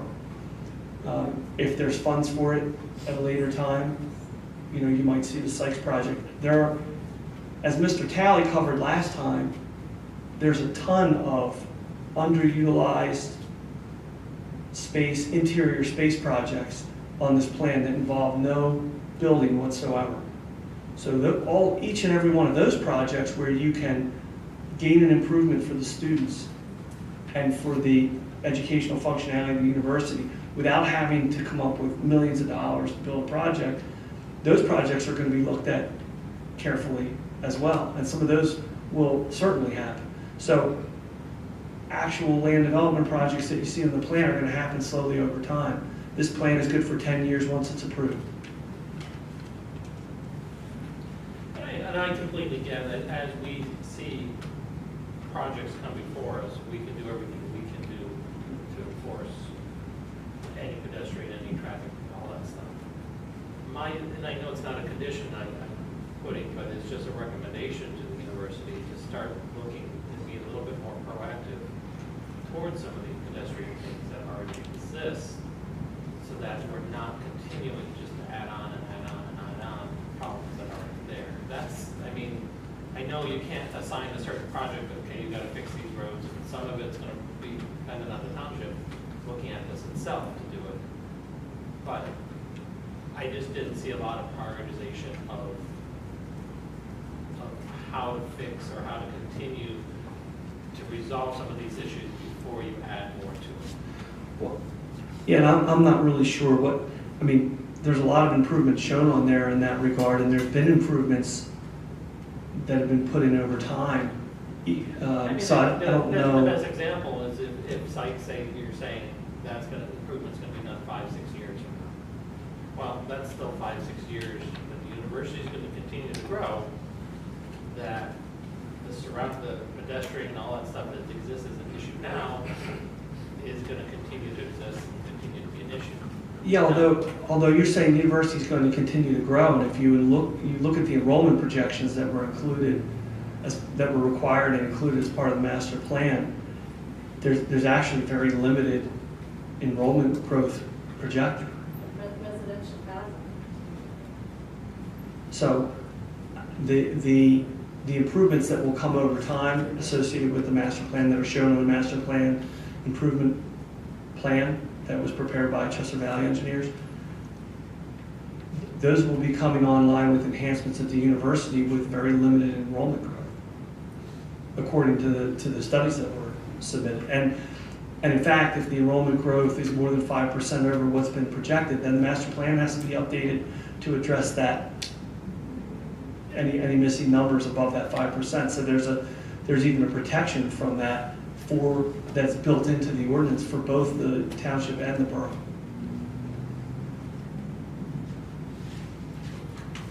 Now, basically what I'm understanding from what I'm hearing is there's a lot of issues with, over time, how the local road utilization has happened, where if the main roads are full, they're finding other ways to get from A to B. And in a typical traffic impact study, I think the extent of which TPD delivered their traffic impact study would be a study area that would usually be acceptable of kind of the extent of what's going on. Now, if you wanted to hone in and over time get traffic volumes for some of the side streets, that would kind of make the traffic impact study grow immensely. But over time, you're going to have slow growth, where maybe it starts five cars, and then 2 years later it's 10. 5 years later, you got like 100 cars, and I think that's kind of probably what you guys are kind of outlining here tonight. But I mean, as part of like typical traffic impact studies, is we analyze like what is existing today, and we make sure that mitigation is within like a standard that would be acceptable for PennDOT's needs. The local stuff would be something that I would say the municipality would need any sort of planner to extend the limits, or at least find out how much traffic is coming from some of these local roads, and if you want to mitigate that by other means, because it's going to be difficult to predict what type of percentages you're going to have going down these local roads. Just a few years ago, they had those rubber things you drive across down cars. Speed bumps. Yeah. So that information is somewhere. That's got to be, that should be somewhere. So I mean, if as part of whenever the expansion of student center happens, like that could be a condition of that project, right? Where you look at from this time to this time, you could start looking at how much traffic has grown in these areas to try to do something to address that concern. Because our goal would be to keep those vehicles out of neighborhoods, and that's why when I looked at the ingress egress of the student center and how basically exiting from that access on Norfolk and Church, there's no way to even get to a major roadway. You got to go through the Norfolk to High Street, Norfolk right. to Cerrito goes down. When they put in the traffic light, wasn't it 14,000 car trips a day on those now? So then you've got Norfolk, which has got to be north of 2,000 a day. I mean, it's not insignificant. And people on the planning board, please feel free to stop by and check it out sometime. Because we're not making this up. I don't know how much can be done tying improvements to an approved state project is gonna do much of anything. But yeah, I understand that when a project gets approved for construction, that's when they can tag on sidewalks. That's when they can, ask for things to be done. Although most of the problem is already grandfathered in, and it doesn't look like we can do anything about that. But Yeah, I mean, for the most part, when projects are presented, we can do everything we can within reason of what the ordinance is to try to get certain pieces in. But yeah, the whole township is facing a lot of traffic issues from its growth that we are trying to play catch-up to try to fix. But it is limited in what we can do and what, I mean, we can only address as they put a development project before us, what affects that development project. And that's not just in your township. I mean, Right. the two traffic engineers, I'm sure would agree with me, that's pretty much every municipality that's had the growth that we've seen in this region of Pennsylvania over the last 20 years. They're all playing catch-up. That's just the way that it is. So you hope to make incremental progress to deal with that as projects come online. these problems came in incrementally as well. And also, Sure. most of the Yeah, communities. as they always do. Most of the communities are not dealing with student traffic. That's what we're dealing with. That's what makes what we believe our community different, is because we're dealing with the students that haven't been driving for all that long. And with that quantity of students driving, it's not a safe situation all the time. You had your hand up in the back. I knew you kept going up. Yeah, two comments. First, Chris, I haven't looked, but is the urban engineers review letter online? No. Could that be added online? You can file a right to know request for it. Would maybe the residents in here like to see that as well? Well, the situation, Yeah. the issue is, I do have elected officials who are acting in a quasi-judicial capacity, so I can't really post it on a publicly accessible website, because they're not supposed to see anything until they go to that hearing. I understand we have a liaison here this evening, so I also have to be careful in the information that is posted publicly for that reason. But you can file a right to know request for it, and it'll be a publicly accessible document. We did have something to do that. Thank you. And then the second one is, I know recently the township installed a sidewalk on Rosedale. Would it behoove these residents that would like to see a sidewalk on Church extend farther? So you have the easement on either side of Church. Church is a township road, correct? So they could petition the township supervisors to add sidewalks down Church. They absolutely could. And the way that new sidewalk came to be on Rosedale was a university student and maybe 2 or 3 of his roommates that lived in an apartment complex on Rosedale came before the board, and the board was in agreement that it would be wise to add a sidewalk, and they went out for grant funding, and that's how those students were able to petition the elected officials, so it could help you that way. Well, the one thing to keep in mind that's a unique characteristic to that project was, one of the reasons we were able to secure grant funding is under the local share account program. The ultimate project had to be maintained by a governmental or nonprofit entity. Under the codes of West Goshen Township, sidewalk is the responsibility of the abutting property owner. In this case, the project would be maintained by a governmental or nonprofit entity. So I don't think the grant funding would be an eligible pathway in this case. It would have to be funds utilized by the township. Is that the university of governmental entity? If we're extending it beyond Church Street, beyond the university's property and further. It said beyond the university's property. If you just take it to well, if it's on if you're talking about just Church Street down to Norfolk. Down to Norfolk, yeah. So. Because that's where the traffic is. If there is, okay, so I misunderstood, so I thought it was going further down Church Street. No. Okay, so if we're talking about Church Street, further down Norfolk, so this is the area, the university owns that. If there's a land development application that comes through for the expansion of sites, the subdivision and land development ordinance requires the installation of sidewalks. And that would be an abutting property, and I think the township could, under its existing ordinances, require the university to put it in. So that would be something that could be a requirement under a subdivision and development application.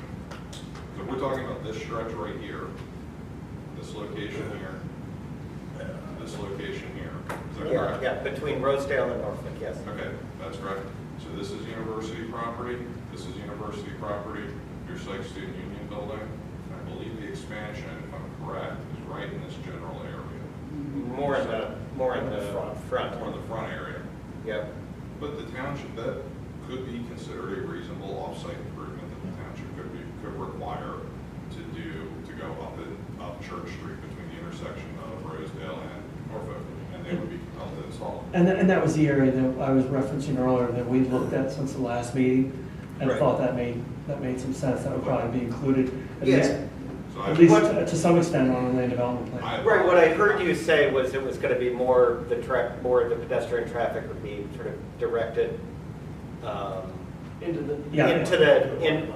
inward rather than It would just be, downward, so. correct, it would be planned to work in the context of that project, but it would be reviewed by the township and subject to the ordinances. So my suggestion is an extra 100 feet of sidewalk and, And I apologize, I thought the area we were talking about was here to provide a full pedestrian connection. No, not This necessary. is all private. Because that isn't where the traffic is, except during the first week of classes when people are lost. Yeah, if we're talking about here to here, the board changed the ordinance, I want to say it was about a year ago, maybe a year and a half ago. Yeah. And then mandated sidewalk installation. And just so we understand, when you say that's not where the traffic is, Reverend, you mean like vehicle traffic conflicting with pedestrian traffic, is that what you mean? Right, south of Norfolk is not the issue. Because that's not where there's pedestrian traffic and vehicular traffic to the point where it conflicts. Understood. Okay. Right. Yep. It doesn't go anywhere. Right. Understood. And that's- Yeah, we would look at that. That's shorter than what the township just installed on Rosedale, right? It looks about. It's almost 462 linear feet for Rosedale. This is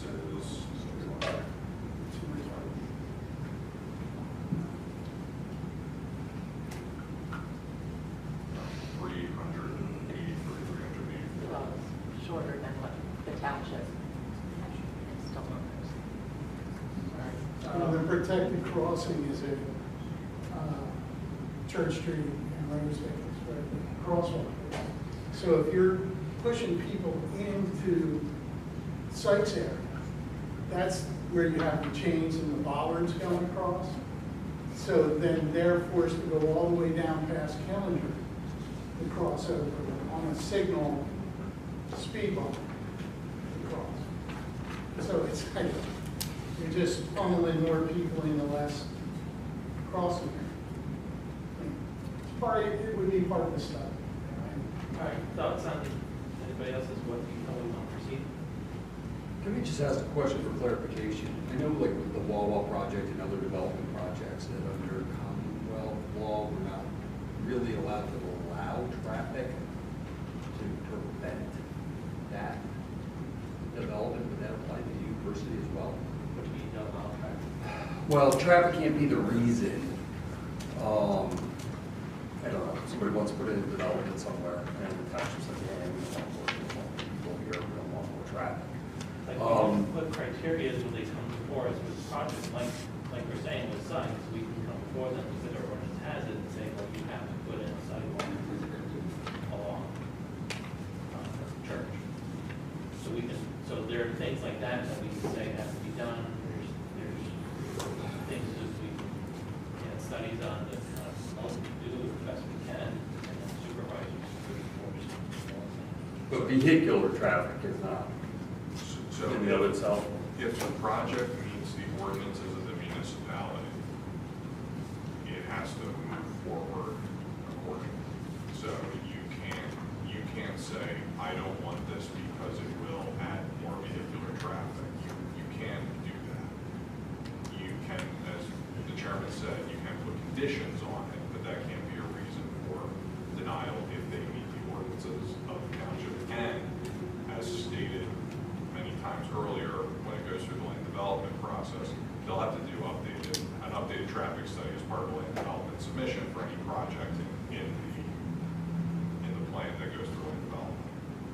That would include the university. Correct. Right, the university is subject to the township subdivision land development regulations. Just to understand it really quick, I know you guys mentioned it before, but you said that the township can make recommendations to this master plan associated with that demolition area, the green space? Well, what I was kind of, they can impose conditions. Whether or not those conditions would be upheld is a determination for the board. They can impose reasonable conditions, so which would then have to be accepted by the applicant. Yeah, because you have the alleyway, which is now the only buffer between us and this green space development, whatever the use is going to be, which is a concern, you know, as to what can be used there. Is that something that residents can review with the township as well as northern corner? Things that could be recommended? It can be utilized for any of the purposes that are permitted in the zoning ordinance. And right now, as the master plan is showing, it's shown as green space, which is generally just field, open space, grass, trees, no buildings there. No eating public space, nobody's gonna have festivals there, nobody's gonna put in. I can't say what's going to happen. Yeah, so that's what, use is, it says open space, but it doesn't mean that we're not gonna get negatively impacted, like this random part that they have. With no sidewalks. With no sidewalks. So, I will tell you this, when a hearing is scheduled, just like everyone received notification for the meeting that was held on March 10th. Right. We're going to do a similar notification when the board schedules its public hearing, which a date is to be determined. You'll get that from me, just like you got the original one.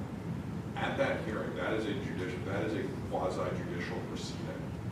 The board is acting in a quasi-judicial capacity. The individuals who receive those notifications are eligible to request party status. So you can be parties to the proceedings, and that would be the appropriate time to raise. Here is completely appropriate. That gets in front of the board of supervisors, and that can help shape some of the conditions. Excuse me. Excuse me. It's dry. But what the planning commission is doing tonight is making recommendations to the board. But you have an opportunity to further make recommendations as a party to the proceedings that can then help formulate the final decision that the board issues. Thank you.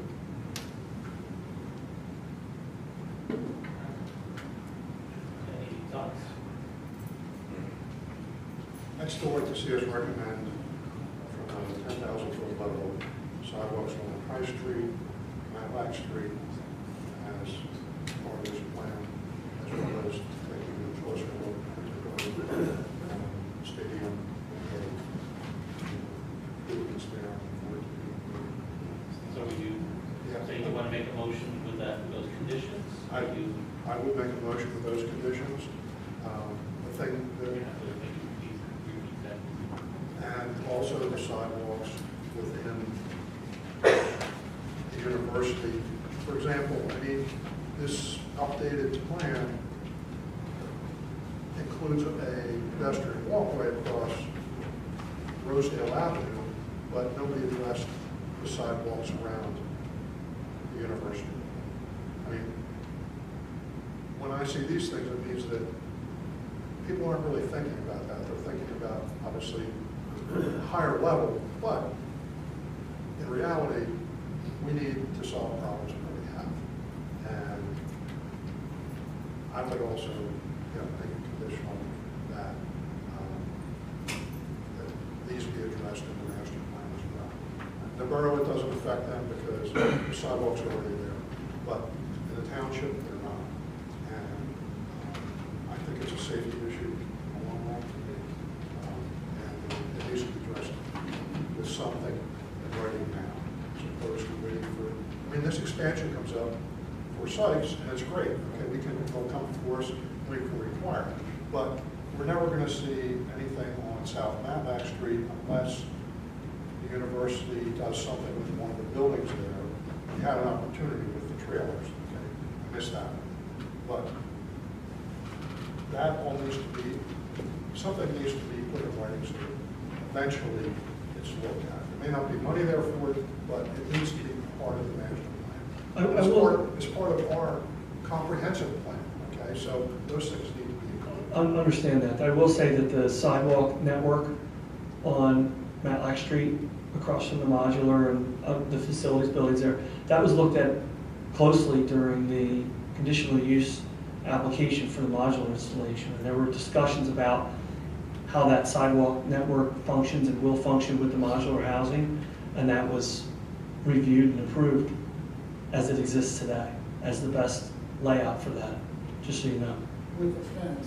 So you're saying you're recommending you're making a motion to recommend this with the conditions of adding sidewalks to those areas on University Park? Agreement? Second? How do you feel about giving us some more time to study more, doing it at the next meeting?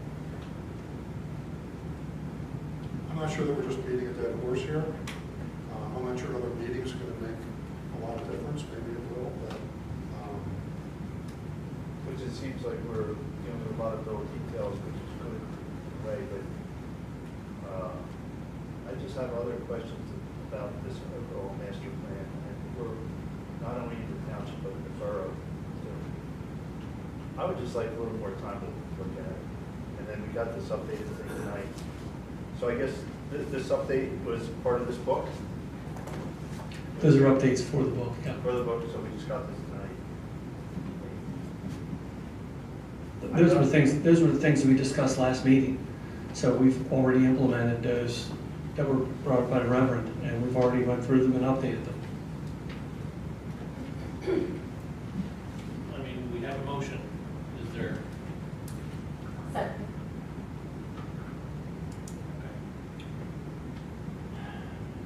All in favor?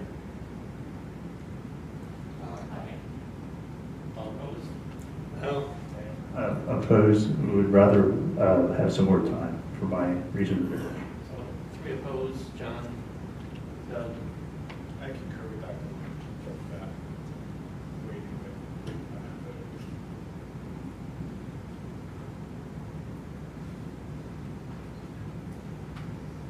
So we have 6 moving forward with the motion. You guys ready? Yeah. Okay. And 3 against. Can I ask the secretary if she just read back what that motion is? Verbiage?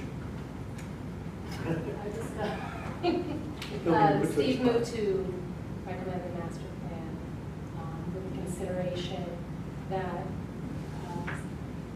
sidewalks on High Street and South Matlack Street, that with the recommendation that sidewalks on High Street and South Matlack Street be considered as part of the plan as well.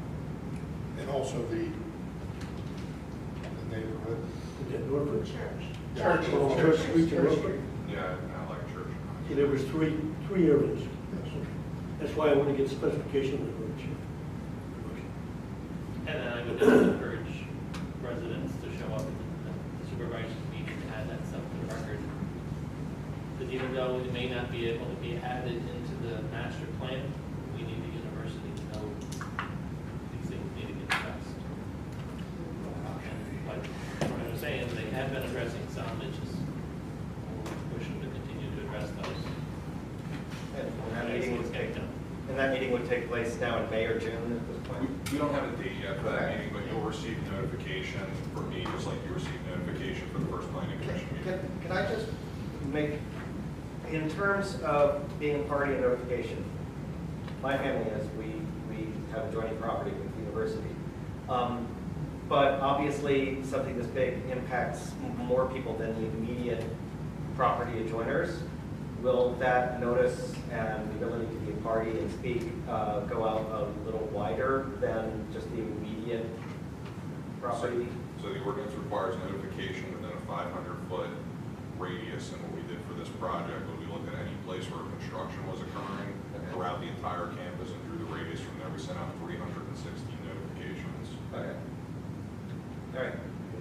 So I don't think expanding it beyond anywhere. I understand.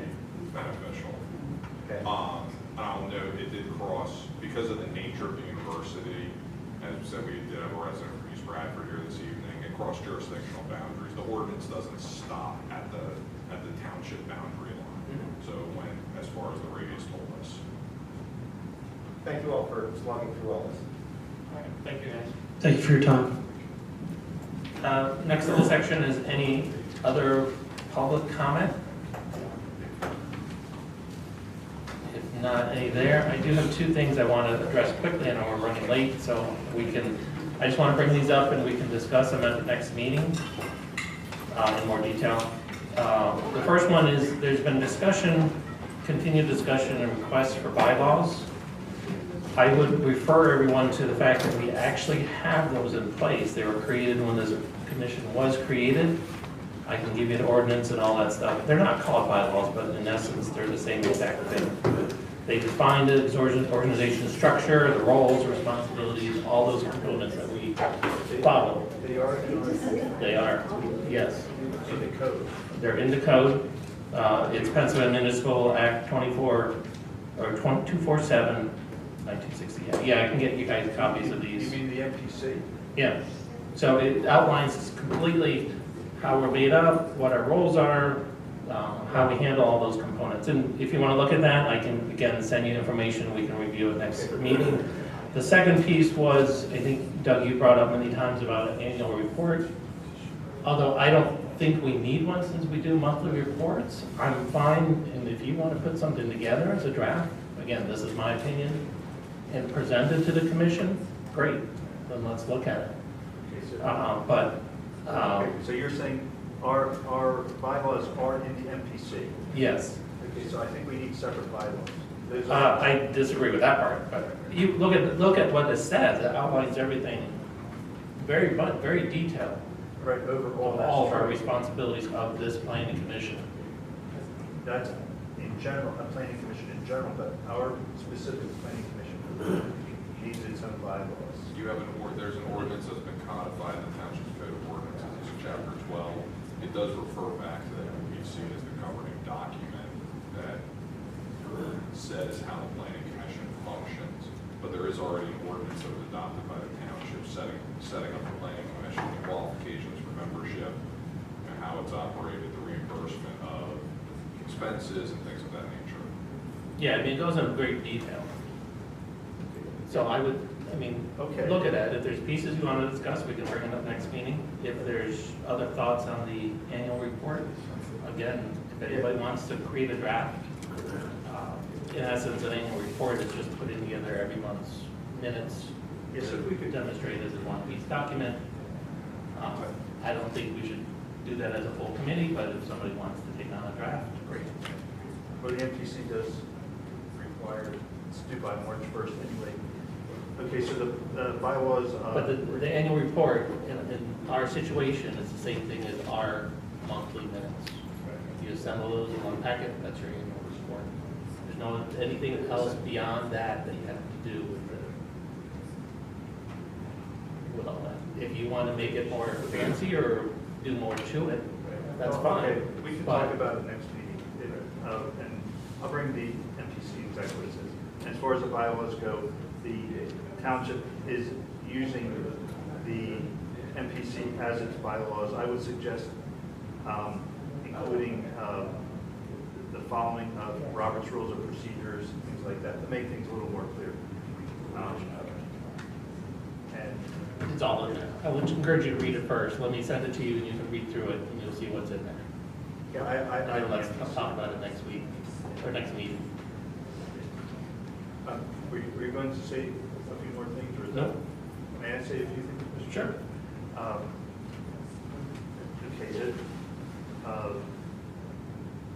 they brought up some points about what happened at the prior meetings. I'd like to just, I made some notes and I would like to say that, yes, I did vote for those things, but I shouldn't have. In choosing our officers, before we ask for nominations, we should have an open discussion, either in public or in executive session, seeing who would like to serve and who currently is serving, if they want to continue or step down, and to initiate some sort of mechanism of taking turns based on interest and seniority, so that everyone has a chance to serve in a position of an officer. It seemed Doug Stewart was a great addition to our planning commission. However, it seemed I would rather not see the chair essentially be, quote, the leader for the planning commission. And I didn't think it was right that he nominated his successor. Okay. To fix that, before we take nominations next time, we should ascertain who would like to serve. And it could be by email, it could be before we do nominations, and then find out who would like to do it. Maybe some people would, maybe some people wouldn't, including secretary. And I would just like to avoid some behind-the-scenes decisions, which seemed like occurred. Now, we all talk with each other outside, that's fine, but I just, it was troubling to see that it just didn't seem to go right. Well, and that's, if you look at the ordinance, or the what you would call the bylaws, it outlines too how elections take place. Right, but and there's two different processes that take place. But and we've always, I mean, we've, in the last 3 or 4 years, we've never had a nominating committee. You don't need to have a nominating committee. You need to have a nomination and a second. Right, but and vote, and that's how we typically have handled all of our elections over the last few years. Right, but there's ways that we can look at how to set up a different process if you want to look at different processes, but it would be everyone here deciding whether that's the process we want to take or what process we want to go. I think it would be best to do that because, well, and again, that's who comes up with who nominates who, and without knowing who is interested. And I think there ought to be a mechanism for taking turns, because that's how the board of supervisors used to do it when it was 3. Now, right. That was so what I'm saying is that is your recommendation, and everyone else on the commission can have their recommendation, right, how they see, and that's how we would end up deciding what we're going to do with it. Right. But it can't just be you saying, okay, I want it this way, and that's how I it's going to understand. be. These are just my thoughts and suggestions, that's it. But I just didn't, even though I did speak up at the time, it was not right that the sitting chair nominated his successor. It shouldn't happen that way. Mr. Chair, can I, since I brought it up, yeah, can I come on, and I think this should be a group discussion. And I understand we don't have bylaws, but I think there's also best practice. And while I don't think that there was any planning or anything untoward, I don't think the election would turn out differently. Unfortunately, there are some people in this community that will take something like that and make it seem that way. And so that's why I don't fully agree with Doug on like a rotating presidency or officers or anything like that, but I would have liked to have seen like nominations or an announcement. Let's consider for the March meeting. Voting gives people a chance to organize and respond and think about whether or not. And I'm not blaming Mr. Stewart because I think he wanted to make sure that something was set up. You know, I get that as an officer in other organizations, you don't want to throw something out there without some people being interested in it. And again, I don't think the election would have turned out differently, but unfortunately there are a few people in our community who manipulate those things and make it sound like there was something that happened that didn't. Right, and I have no issue with, I mean, I think us forming a nomination committee when we go to re-elect each year is a good practice. I think we did that the very first year that I joined the commission. So there's no issues with that in determining it, and it's meant to determine who has interest, who has willingness, and as we've seen, I think the other criteria is who has the commitment in making sure that they're here. That was one of Doug's reasons, in addition to his move of stepping down, was he knew he wasn't going to make consistent meetings, and that's, we've got to make sure, it's the whole reason we have the alternates and all that stuff, is to make sure we follow that. So yeah, so there's definitely things like that we can look at how, what practice in that sense we want to follow. And again, those are outlined in our guidance, so it's not a matter of rewriting our bylaws, it's just saying, when this time comes, this is what we want to operate on. And that's going to be this commission saying, okay, it's coming up to elections, we want to decide to do this. It's not rewriting bylaws, it's not doing anything, because it was already in there. It's us determining it, which does mean that each year when you go to do that, whoever's sitting here and guiding this, it could be a different process each time, whether that happens or not. So it's not set in stone.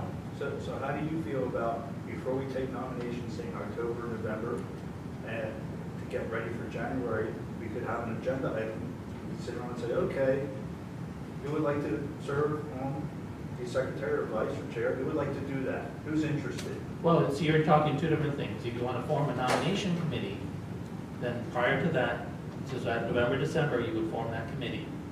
2 or 3 or however many people you would have Do on we that. need a committee? Can't we just have an open discussion? Well, yeah, then you're just into where people are nominating each other. You're in the same process we have been doing. So there's 2 ways to do it. If you want to follow the Robert's Rules of Order, there's 2 ways to do it. So I guess that's what we can look at. I mean, we have time to look at that and figure out what process we want to take. Yes. But there's those different processes It should to just be a have. little more open and fair, that's all. And I would like to avoid a situation where we have the same individual being chair for 7 years, or 8 years. Well, there's nothing that prevents that. No, I think that was determined, I think that was determined too, because we were involved in so many developmental programs and policies moving forward, new ordinances, writing all that, keeping that consistent, the land planning commission.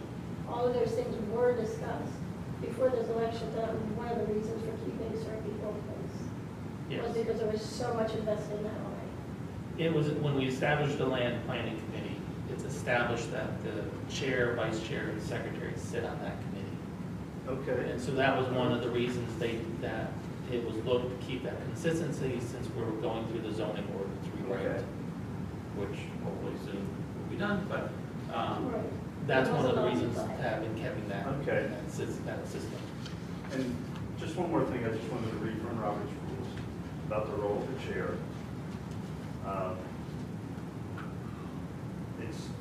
The chair is to be a facilitator and to not dominate, okay?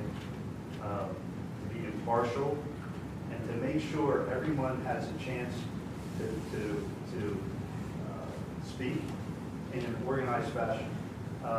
Sometimes it seems like, raising our hand, we have to kind of fight to get a word in edgewise.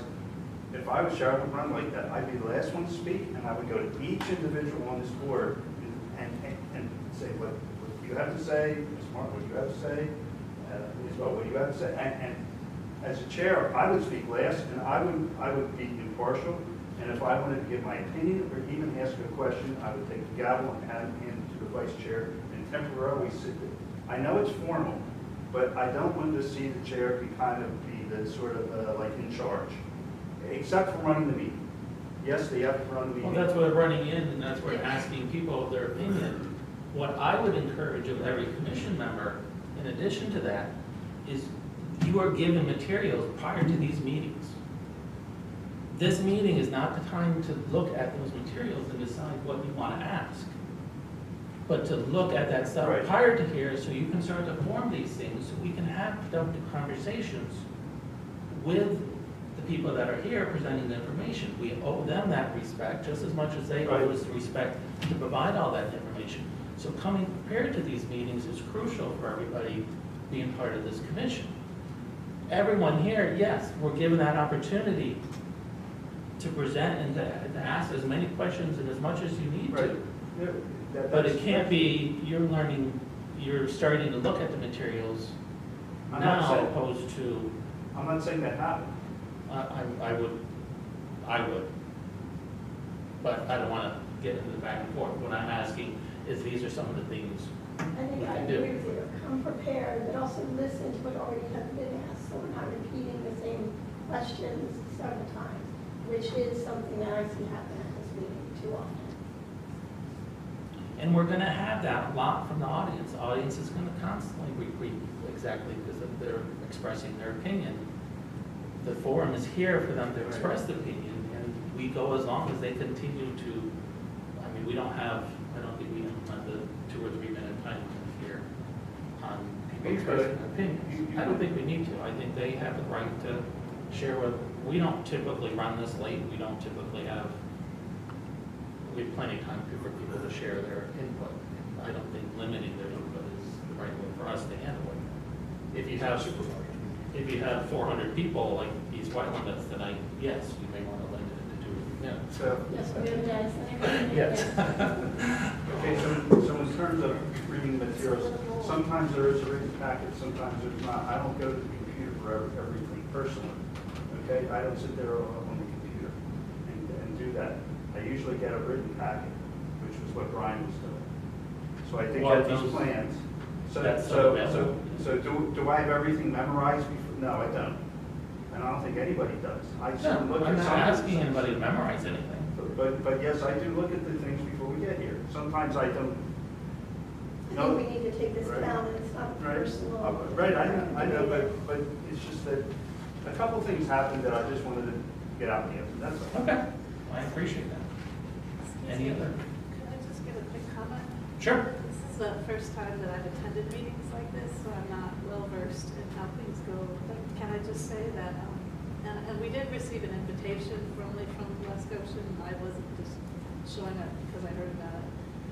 But it just seems to me as a novice that having the university, which is such a large entity, which affects, so many people, it seems somehow just not right to me that the university should come in with such a large, extensive project and be able to begin it and continue moving forward without considering all the hundreds of families that are, living and will be daily affected by their choices.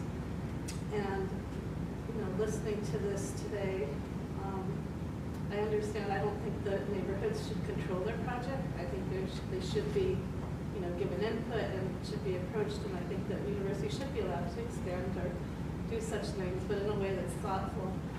But it doesn't seem to be going that way. It seems like between East Bradford and all the residents who, essentially are using, they're going to be affected equally because all their access pours out into New Street where we are. And all the houses and all the neighborhoods there, all of us will be affected, but it didn't seem like it was pretty clear we had no voice in it.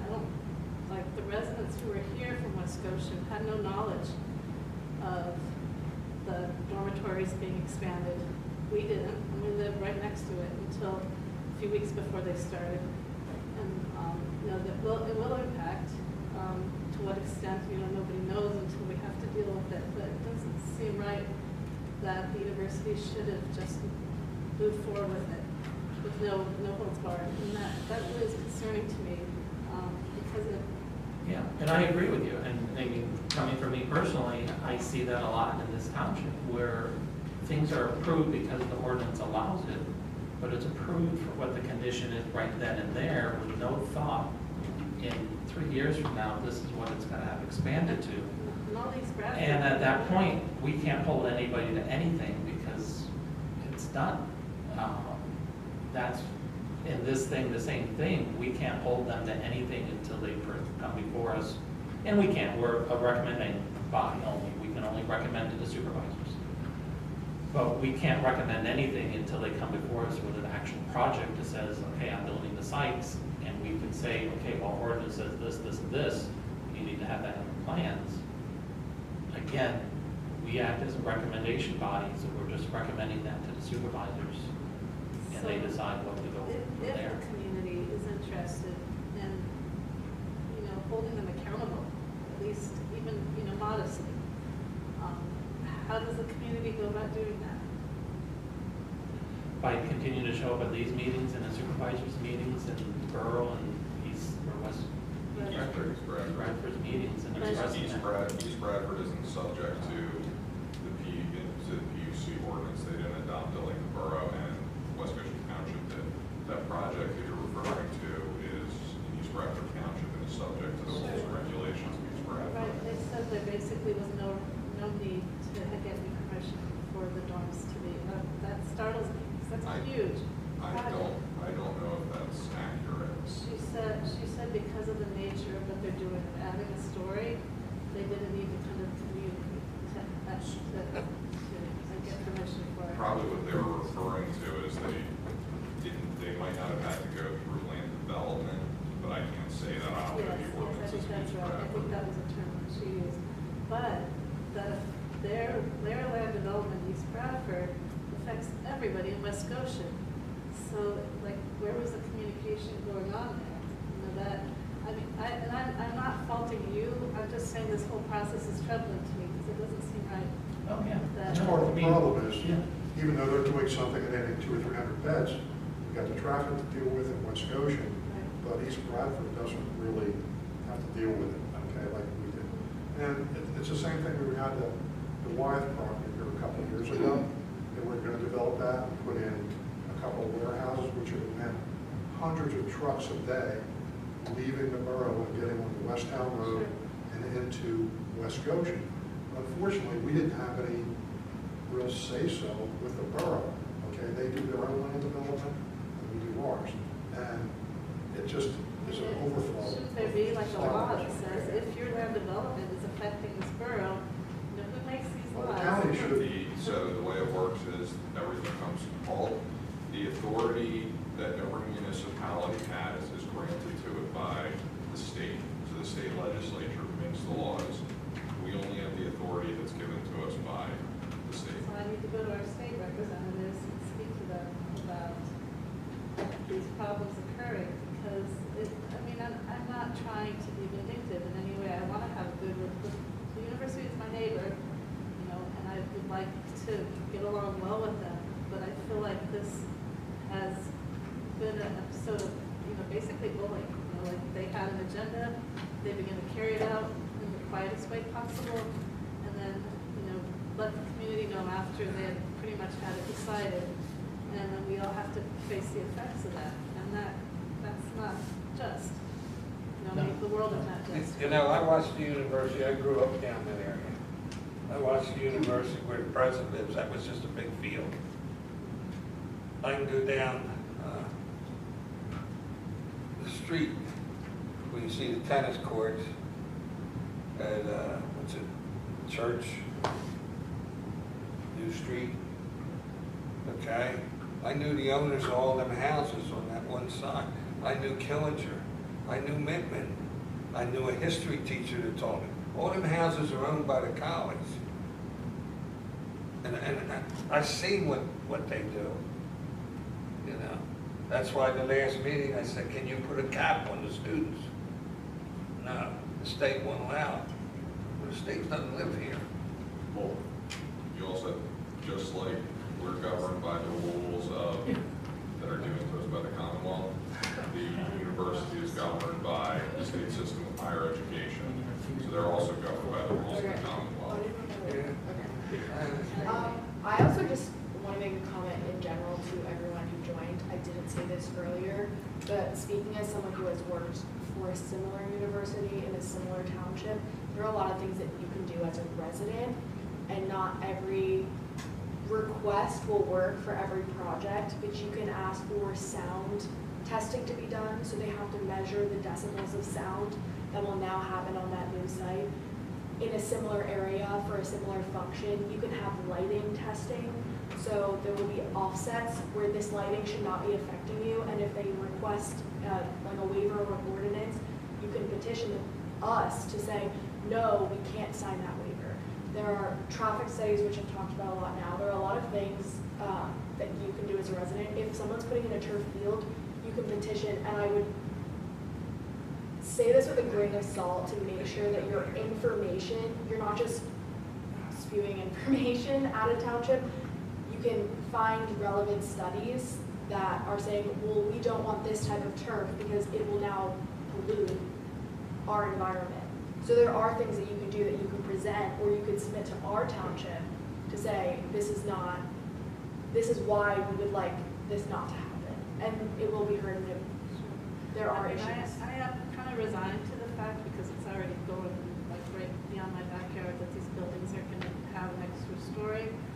But, you know, this whole idea of why they would choose to put a dining hall that's facing a whole wall of residential houses, the townhouses in East Goshen, that will be our house looking right upon this big industrial building.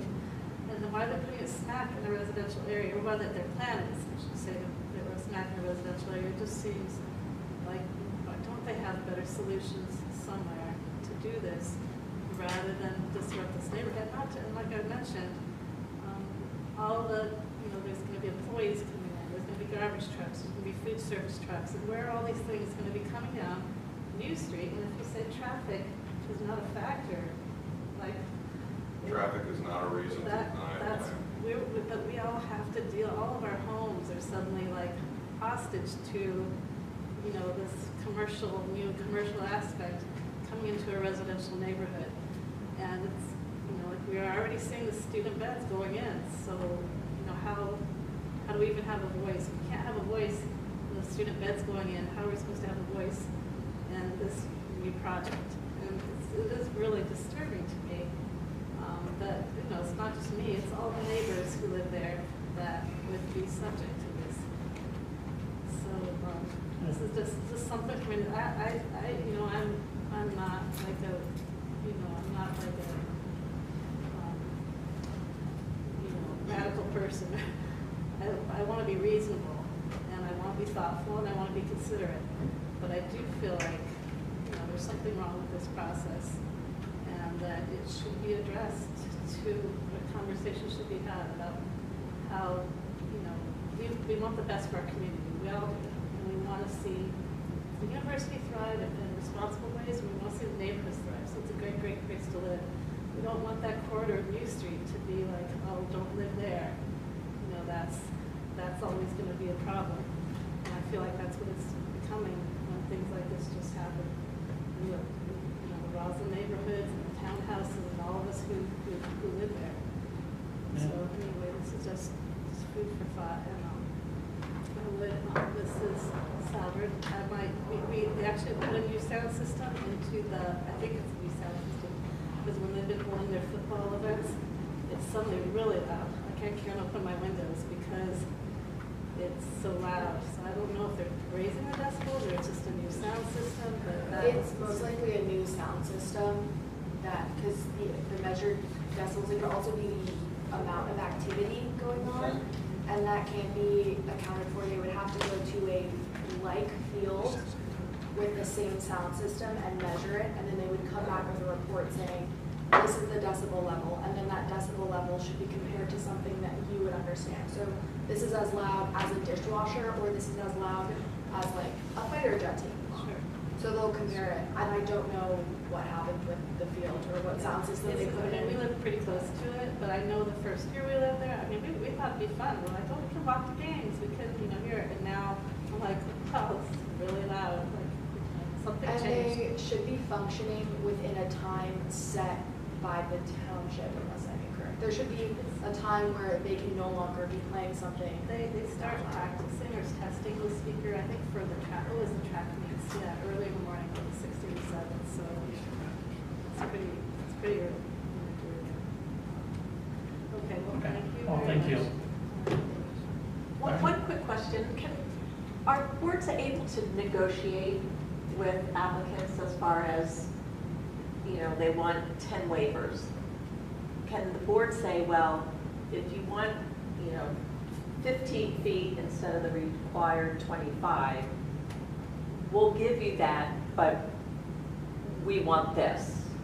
Is We that definitely allowed? can't. We can't do that. That might be something to do. The board can do that as part of the review process. Yeah, it just seems like over the years, I don't know that I've seen that happen a lot, and, you know, I just think, why aren't we using those negotiation skills? Because we seem to give a lot away.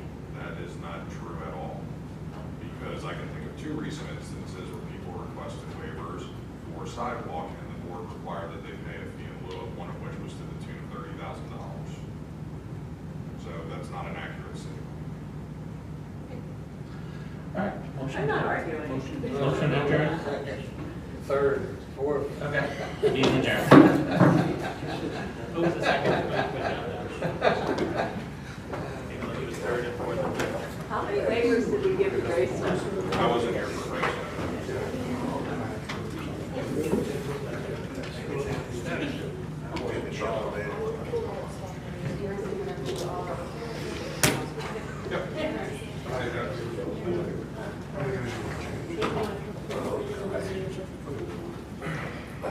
I also